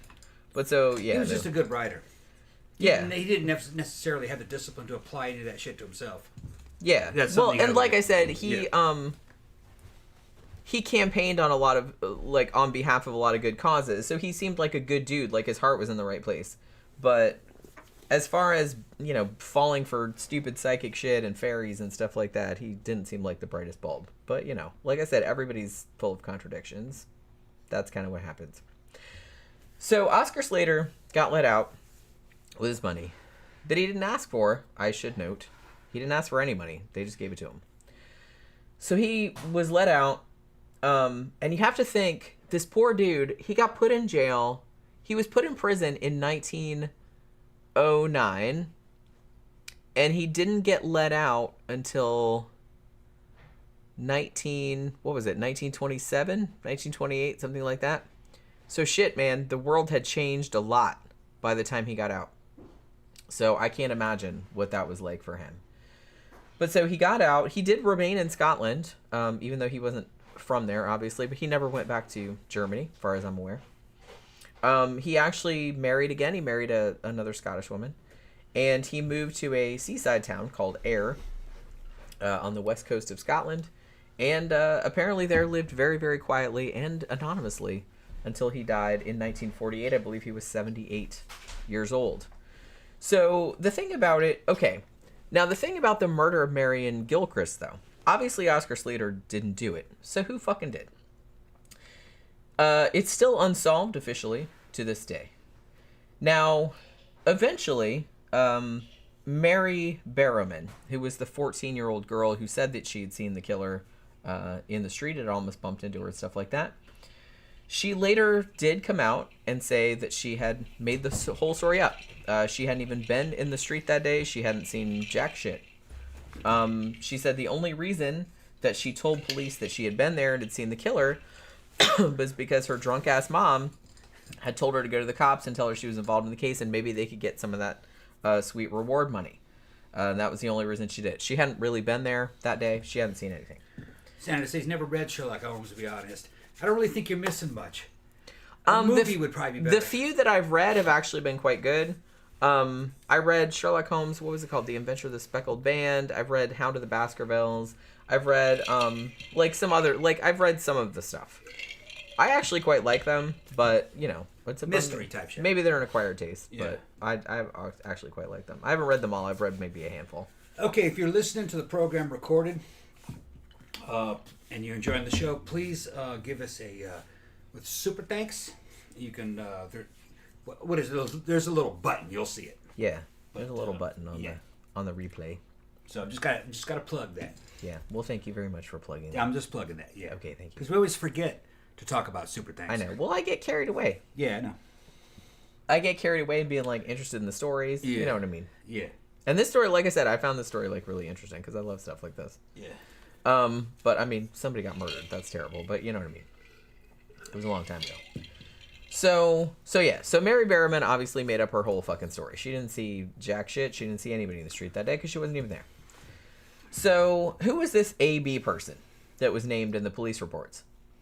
Now, John Trench, the detective who worked on the case, he thought that it was, again, Marion Gilchrist's nephew, Dr. Francis Charteris, one of her nephews. Now, they asked him about it. They did ask him about it later, and he said, no, that wasn't me. But, of course, that's what he's going to say. Now, I will note that if the killer was indeed Dr. Francis there, it has been speculated that police knew this because, like I said, that was the name that Helen Lambie gave to the cops because she recognized him. Hey, it was Dr. Charteris. And they were like, no, it couldn't have been him. They think that they covered it up, maybe, because he was a doctor, and two, he was friends with a lot of kind of higher ups in the government. So they might have just said, well, you couldn't have seen him. It must have been this lowlife German Jew over here, gambler person. Like, much easier to pin it on that dude than some kind of higher up level of the gentry or whatever. Now, there's also some theories. There was another book that came out a little bit later on that said that the crime might have been committed by two men, maybe. Dr. Charteris and maybe Marion Gilchrist's brother-in-law might have also been involved. Because here's the thing they found out later on. Now, Marion Gilchrist, let's put it this way. She wasn't on real good terms with any of her family members. She was kind of a loner. She was a little bit of a recluse, slightly. She didn't really get along with her family. And she had inherited all this money from her father. And this was kind of a big source of contention between her and her sisters because they didn't really get anything. And there's also speculation. I don't even know if it's speculation. They might know this for sure. But Marion Gilchrist, allegedly, had an illegitimate daughter when she was young, who for a time worked as her maid. But they were like super, super close. So a lot of people speculated that was probably her daughter, but she wasn't married. And not long before she was murdered, she had actually changed her will to give all of the money to this maid who is thought to be her illegitimate daughter, and that woman's daughter, who would have been her granddaughter. Now, it has been speculated that because maybe some of the other family members knew that the will had been changed, they thought they were going to go in there and like confront her about it or take some of the paperwork from her house. Because like I said, when she was murdered, the only thing taken was that piece of paper, which they don't know what it is, from that wooden box that had all this other paperwork in it. And some people have speculated, too, that the only reason that that other diamond brooch was stolen, which was the only piece of jewelry that was stolen, was maybe because, oh, well, we'll make it look like a robbery, so we'll take this one thing that was just laying here. You know what I mean? So it could have been that. Like I said, I don't know what that paper was. Now, Sir Arthur Conan Doyle was like, oh, it must have been a will. But the thing about it is that if you have a copy of a will in your house, like an official will is also, lodged with your solicitor or whatever it is. So there's another copy of it someplace else. So somebody just can't bust into your house and take it. Oh, I've got your will. You know what I mean? So it must have been some other paperwork, you know what I mean, that had something else to do with something. But so I think over the years, the theory has grown that whoever killed her was probably a family member. Because one, they point out it was likely someone she recognized. She let them in. There was no forced entry. So obviously this was somebody that she knew that came into her house. Two, it really did seem like the person that came there didn't come there intending to kill her necessarily, because she was killed with, like I said, a weapon of convenience, or was maybe killed accidentally, and then they're like, oh shit, we knocked her out or we knocked her over and now we have to kill her for real or she's going to narc on us or whatever. So there was that kind of situation too. So that's why a lot of people speculated that maybe it was a family member, and the fact that she had just changed her will to give all of her money, because she was 83, she probably wasn't going to live much longer, to give all of her money to this quote-unquote maid that a lot of people speculated was her illegitimate daughter. So it's like, so some people were kind of like, well, maybe some people came in there to steal some paperwork and, see if they could figure out what was going on. There was that kind of shit too. So some people speculated that it was maybe not only Dr. Charteris who was her nephew, but also maybe her brother-in-law, whose name was Austin Burrell, who I believe was the mother of the niece that lived down the street. Because they think maybe it was two people. Because there was a thing where, on the chair that she was beaten to death with? Yeah. See, there was a handprint. There was a bloody handprint on it. And they were like, okay, well, if the person that came in the house looking for the paperwork, there was no blood anywhere but in the dining room. So, like, if the person, like, killed her and then went looking for the paperwork, there would be blood in that bedroom, because that was a separate room. So they speculated that what might have happened was that one of the people went into the bedroom looking for the paperwork while the other one hung out in the dining room with her. They got in a fight, whatever happened, he hit her, she fell over, whatever, and he's like, oh shit, we have to kill her now, and like beat her to death, and then got his handprint on it, and then, you know what I mean, and then he was in the other room and he didn't get any blood on him.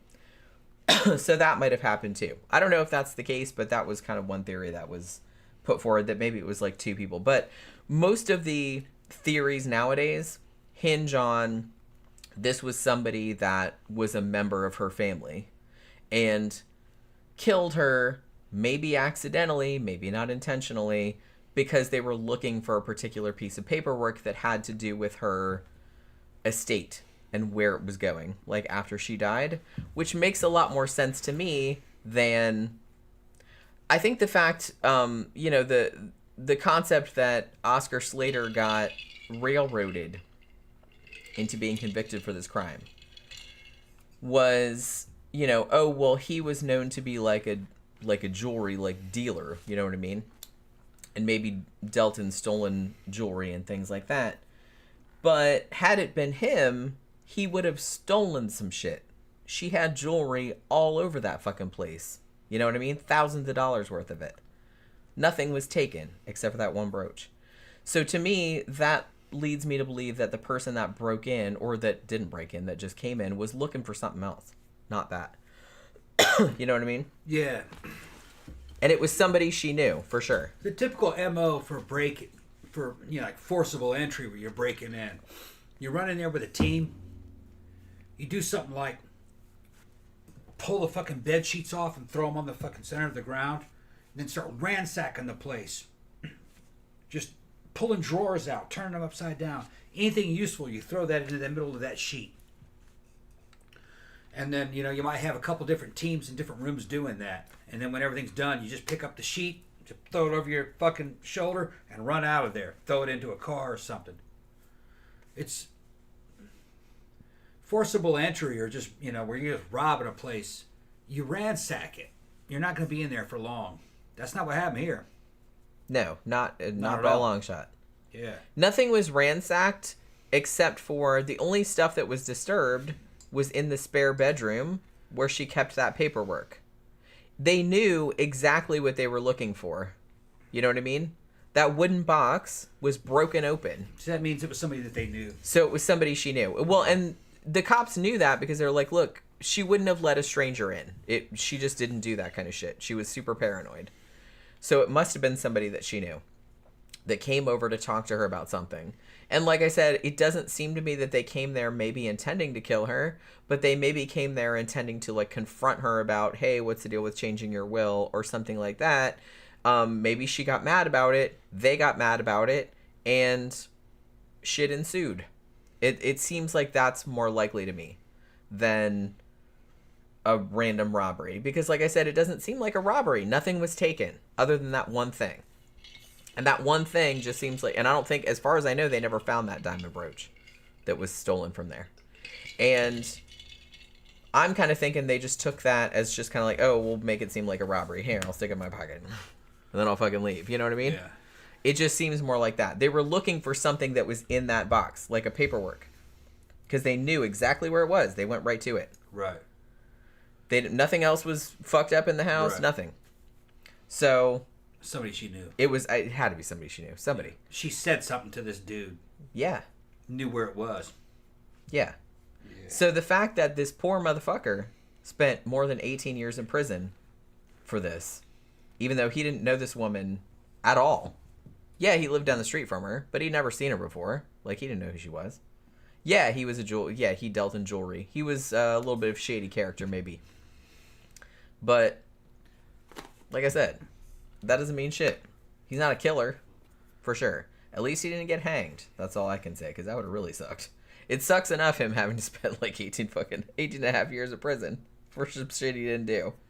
But at least he got out. He got married to a nice lady and lived quietly on the coast of Scotland for the rest of his life, and I guess it was all right. But he might have changed his name later. I'm not really sure if he did or not. But yeah, that's some messed up shit. It just makes me so sad that he was so shocked that had happened to him. You know what I mean? Yeah. I mean, I get it. Like I said, it was probably like to him, it just kind of came out of the blue. But it's fucked up how that could happen, even when he clearly didn't do it. It's just messed up. The system, man. It is, yeah. Well, and to be honest, as far as I know, this case is still taught in Scottish law schools to this day. As they should teach it. Yeah, let's not do this anymore.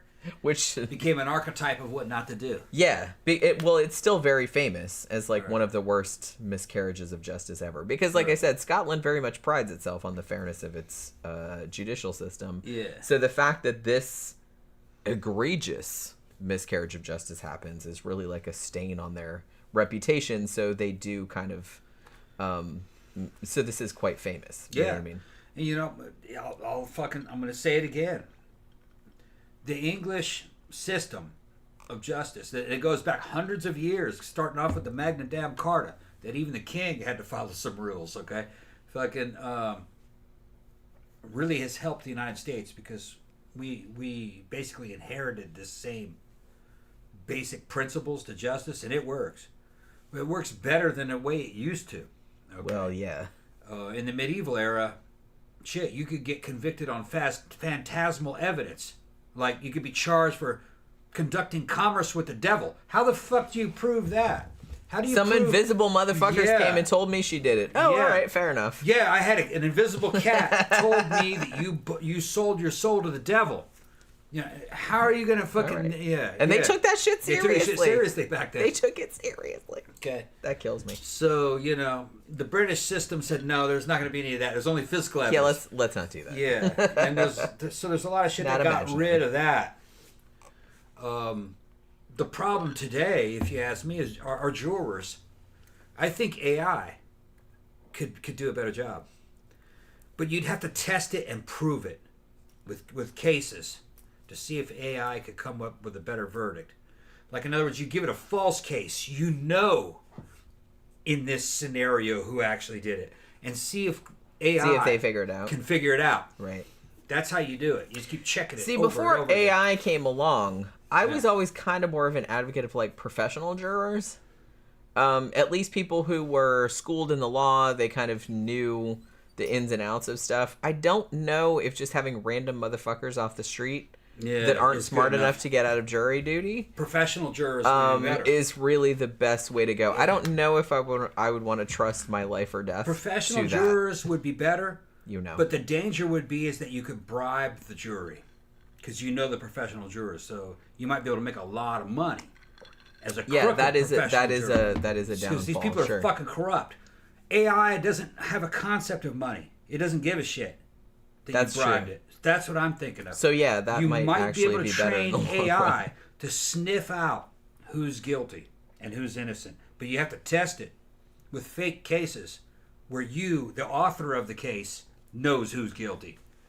And then, you know, you put out the evidence and you just train AI to do it. And I bet you'd come real close. Bet you'd be better than a jury. I just got a weird feeling. They're saying that AI is doing things that they never predicted. Like, they used to say, well, yeah, AI will be good at building cars and doing No, man. Fucking what AI is good at right now is making art and poetry and doing law. Emergent property. Property, yeah. With that, they didn't realize that AI could do that. But AI is doing things that humans are known for doing, but better. Weird. It didn't go the way they predicted. Well, nothing ever does, Yeah. really. That's why I think making predictions is a waste of time. Yeah. So I think Just lay back and see what happens. And now I would give the defendant a choice. You could have a human jury, or you could have an AI judge and a jury. Actually, you could have a human judge, but an AI jury. And if they prove to me that an AI jury couldn't be rigged, and that it has a fucking higher success rate of fucking coming up with a proper verdict, I'd choose AI. Because it's impartial. Yeah, I mean, I guess it would depend on the case. Side Posterior points out, the problem with AI is it excludes the compassion and ethical moral decisions juries may have that have nothing to do with the law. That's the thing. I think that's maybe the only downfall. Because there might be some cases where there's kind of like some gray area. The jury is just exonerating there to decide whether or not you circumstances. did it or not. There's no compassion there.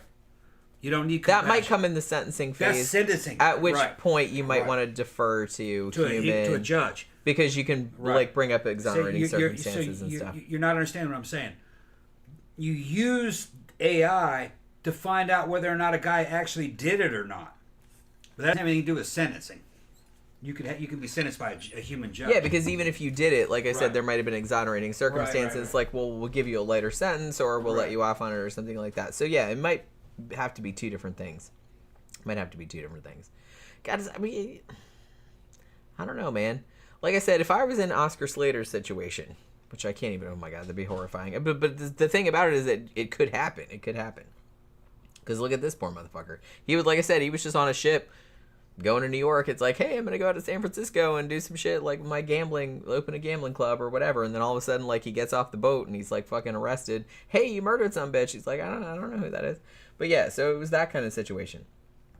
And he's just had no idea what was going on. So if that happened to me and I was given the option, I'd probably take the AI option too. Well, especially if it was like this, you know what I mean? If it was very clearly so much evidence that, I mean, even the evidence that brought him to the police's attention in the first place, they knew that like, they found out that wasn't even the whole pawn ticket with the brooch. It wasn't the same brooch. They knew it wasn't. And they went after him anyway. At that point, I just kind of feel like it was, like I said, I'm not a big conspiracy theory person, but at this point, it did seem like a little bit of a conspiracy. And the thing about it is that I think maybe it was because they knew that the actual killer was probably, allegedly, her nephew, and he was kind of like of a much higher social station than Oscar Slater was, clearly. So, and maybe was friends with some of the cops and like was kind of friends with higher ups in the government and stuff like that. So they were just kind of like, yeah, we're just gonna pin it on this dude.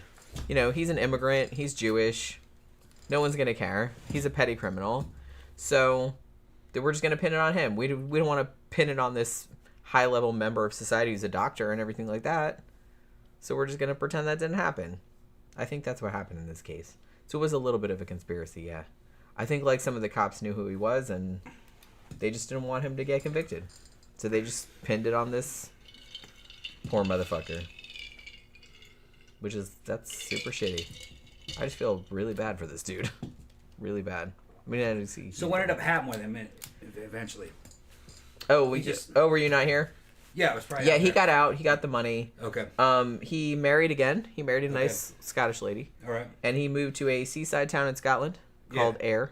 Okay. And lived there the rest of his life. He died at 78 of natural causes, apparently.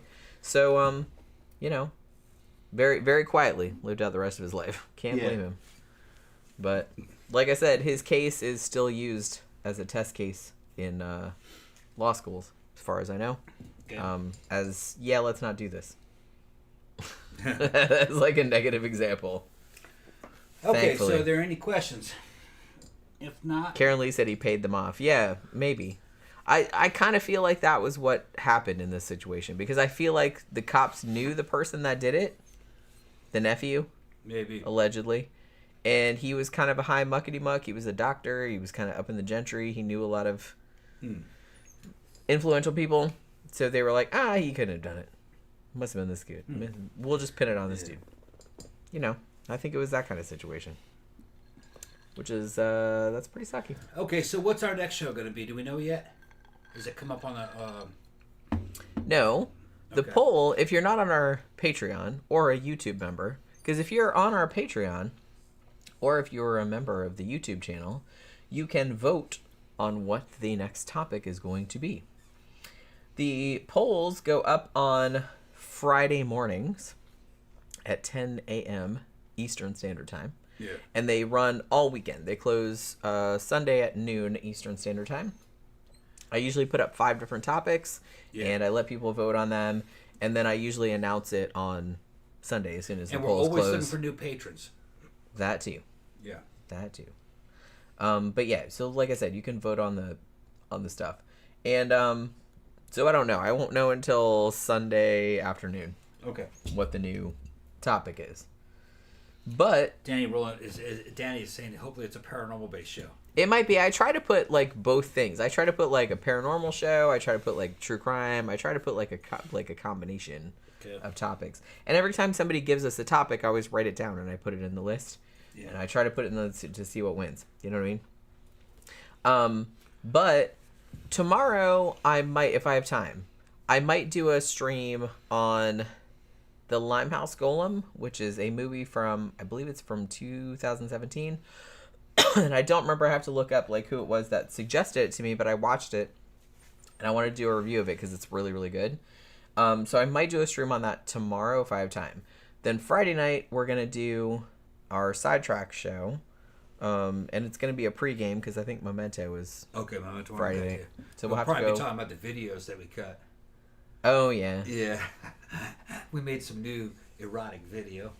Yeah. In public. Yeah, we've been trying to do like some public outdoor stuff. Yeah. They were pretty good. They came out okay. I haven't seen it yet. I shot. I mean, it was our first day. Yeah, it's our first day doing it. We go down to the park and get into all kinds of trouble.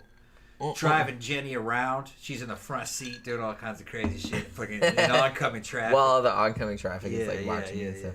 Yeah, we did all that kind of stuff. I might upload them tomorrow. Okay. But yeah, we found a good spot like to film some naughty outdoor stuff where like not that many people. We were out on these docks at a park near where we used to live. It was nice. It's nice. Yeah, it had nice fucking Florida atmosphere. Got Jenny out on a damn fucking park bench out on the docks doing stuff. I'm being the lookout. You know? 'Cause it's like wide open. It's like, it's wide open. Man. And then across the lake, man, there's fucking mansions and shit on the other side. There's houses and stuff over there. Yeah. It's fun. And then fucking, I'm fun, like, Jen, we're gonna fucking knock it. We're gonna fuck the shit out of each other over there. When we get ready, yeah. Fucking, we'll get to it. But we're just scouting out some areas where, because we were noticing on some of the services that outdoor stuff and public stuff gets a lot of hits. And I like we're doing kind of that. up for that shit. I've been kind of wanting to do some stuff like that. Yeah, that seems like fun. It's fun, yeah. And like I said, we found there's a park. I'm not gonna say what it is, but there's a park near where it's beautiful, where we used to live. Yeah. That it's about 15 miles from here. Yeah. That has like some good, like the way it's situated. I had never actually been up in there until yesterday. Yeah. It actually has some like really good areas where it's like, man, you could get up to all kind of stuff in here, and like probably no one would see you if you came like during times when it wasn't busy. Yeah, there is some danger though. Well, I mean, you never know. You never know. Like when we first got there was a dude there fishing. Yeah, they're up there so fishing. It's like, so we had to wait for him to leave. Yeah. But you know what I mean? Yeah. But then after that, it was pretty much okay. But we kept like looking around, like we kept hearing stuff. I'm like, was that a squirrel? What was that? Yeah. So we might put it up tomorrow. Yeah. It'll be. I edited them today. Yeah. But I'll show them to you tomorrow before You can find us on 13cam on minivids, and 13cam spelled out. All right. 13cam, one word, on minivids. Yeah. And so like minivids.com. We got 3 good videos. Yeah. Yesterday. We might probably open up a couple more accounts. Might do a Pornhub account. We probably also do a fucking X Hamster account. Yeah, 'Cause we can put all that stuff over there. Well, because I've thought about doing that because then you could post like teasers for free, and then you could have people come over and buy the longer stuff. Yeah. Tammy said you can do all the outdoor stuff you want where I live. Very remote. Yeah. I mean, around here, the thing about public videos though, is that part of the kink is that you have to be able to see that there's that there are people there are people in the background. You have to see people in the background or houses or, at least houses or cars or something. Yeah. So it's even if people can't actually see you, then because I kind of feel like if you're just out in the middle, well, I don't know. Some people do just people in the woods and shit like that, but it's just we could find places to do that. But I think people get off more on.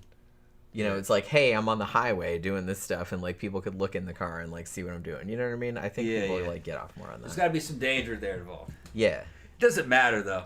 Yeah. If we say we just wave, because thousands of people, hundreds of people will see it on the internet anyway. Thousands. And the thing about it is, I kind of feel like, look, when I'm driving around, I don't notice what other people are doing in their cars. They could be doing all kind of crap in there.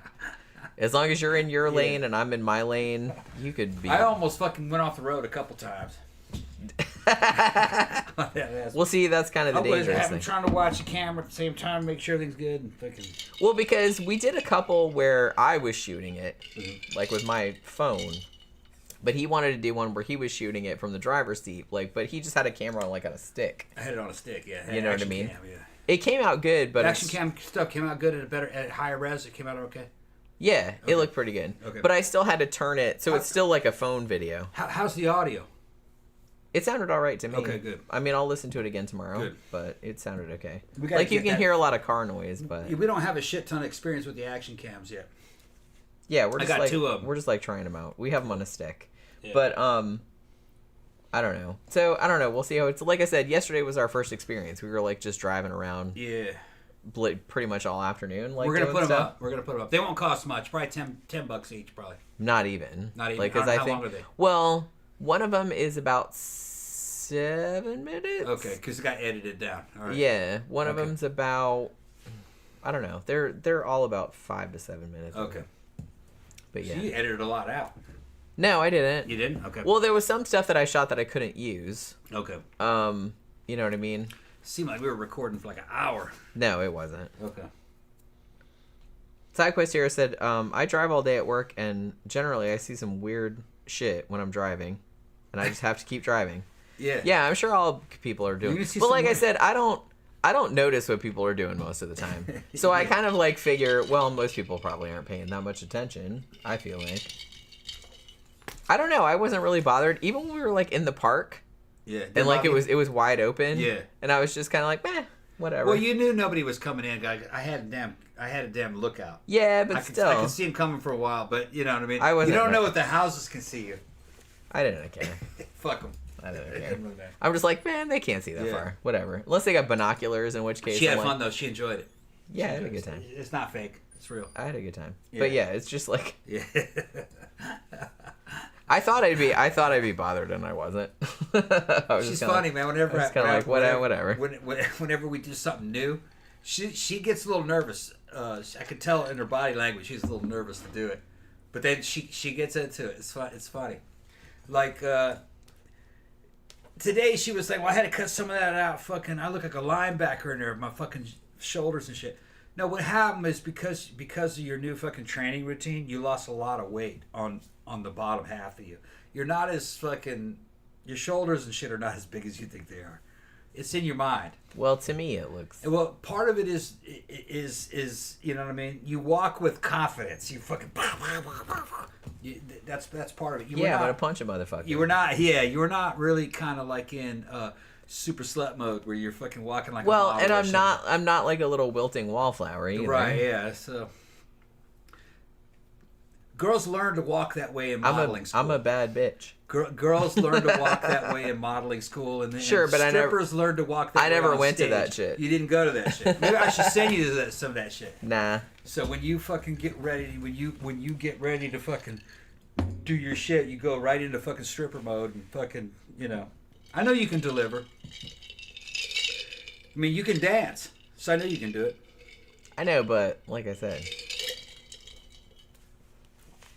I don't know. All the stuff I shoot like comes out really good, but Well, it's because you are playing to yourself through the monitor. and I know what looks good. You know in what the looks camera. good. You see it happening, right? Yeah. But like when you have stage training, me being ex-theater and stuff, you know how the audience sees you, you know how a camera sees you, so you have to click into a new mode to do that. Because things that look good in camera, they're not natural. Well, no, of course not. It's You got to do weird shit. right. It's part of theater. You can't just do regular shit in No. the camera. It looks terrible. It looks terrible. Right. You know what I mean? But it doesn't look terrible in real life. It's just that when it's recorded, it doesn't look as good. Yeah. Well, Ayala said that. Well, Remember- yeah. I mean, remember that when everybody she said knows when that. when you're doing cam stuff, it's real artificial. Yeah, you have to be. Right. You can't just do regular shit like No. you'd be doing in your real life. Which, like I said, if somebody was there with you, nobody would think about it. But on Right. camera, you really have to like be careful. You got to What- play to the camera. What position you're in, like Right, what right. angle you're at. It's like it's Yeah. exhausting. Yeah. It's But not. It's not easy. You can't just be. No, you Normal. can't be natural. No, You have to like. You It's have to theater. do all of this it's theater. unnatural shit. You have to Right. move unnaturally. You have to like. But Right.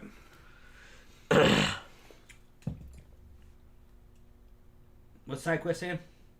Psycho says there's one guy who has a cop car I see around, and he took the cop decal off, and now it says Thought Patrol. Okay. Yeah. Oh no. I mean, like I said, one of the videos that we shot, we were driving.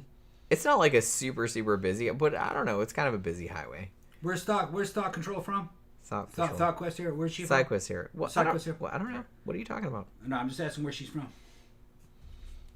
But I don't know. I wasn't that bothered, but I was still kind of like when a semi truck went by, I was kind of like, oh, that bitch can probably see in this car. But he wasn't looking though, so I kind of like squatted down. Well, you're just making his day though. I guess. Yeah, he didn't care. He's like, hey, He'd be on the fucking. He'd get on the fucking radio. Man, I saw a hottie. She's a fucking doing all kinds of shit in the front I seat. saw this girl's tits and she was doing all kind of shit in the front seat. Yeah. Right. And you're probably older than him, Yeah, probably. so it doesn't really matter. Well, thanks for reminding me. That's Yeah. I love being He's probably reminded. 30. I love being reminded how old I am. But You're a cougar though. You're a super cougar. but yeah, it was fun. We'll do Yeah. that again. We had a good time yesterday. Yeah. Driving around doing this. She's from Sacramento. I used to go up to Sacramento all the time as a kid. I was originally from Carson, and then moved to Long Beach for a while. Left California in 1981, and then went to Brazil. I went to Southern California Military Academy, SCMA. Yeah. Still got friends on here, some from the academy. A lot of my family still lives there, California. Yeah. All right. So, are we ready to wrap it up? Yeah. Because what is it? It's almost 11:45. Probably need to go to bed soon. Bakersfield. Yeah, you used to go up there for horse shows. My mother was a famous trainer in California, so. She still trains horses to this Yeah. day. She just Yeah. went today and trained some horses. I almost went to school. I almost went to school in Ojai with all the celebrity kids. A long time ago. Yeah, that's another story. I'll tell that story another time. Yeah, save that for Friday. Yeah, I'll see it Friday. Like I said, we probably got all kind of fun stuff to talk about on Friday Yeah. night. We'll talk about all kind of fun stuff. All right, so it's 11:45. We should probably go to bed, because Yeah. we're kind of sick, so we should probably Yeah. get some sleep. So yeah, thanks everybody for dropping by this evening. This was a fascinating case, and I had a really good time talking about it. So thanks to whoever recommended it. I think it was Victor, but I can't remember at this point because it was a long time ago. But thanks to whoever it was. All right, so we will see you guys again on Friday night for the Sidetrack Show. I might be on to stream tomorrow doing a movie review on the Limehouse Golem, but we'll see how that goes if I have time. So yeah, if I don't see you tomorrow, then I'll see you again on Friday night. Good night.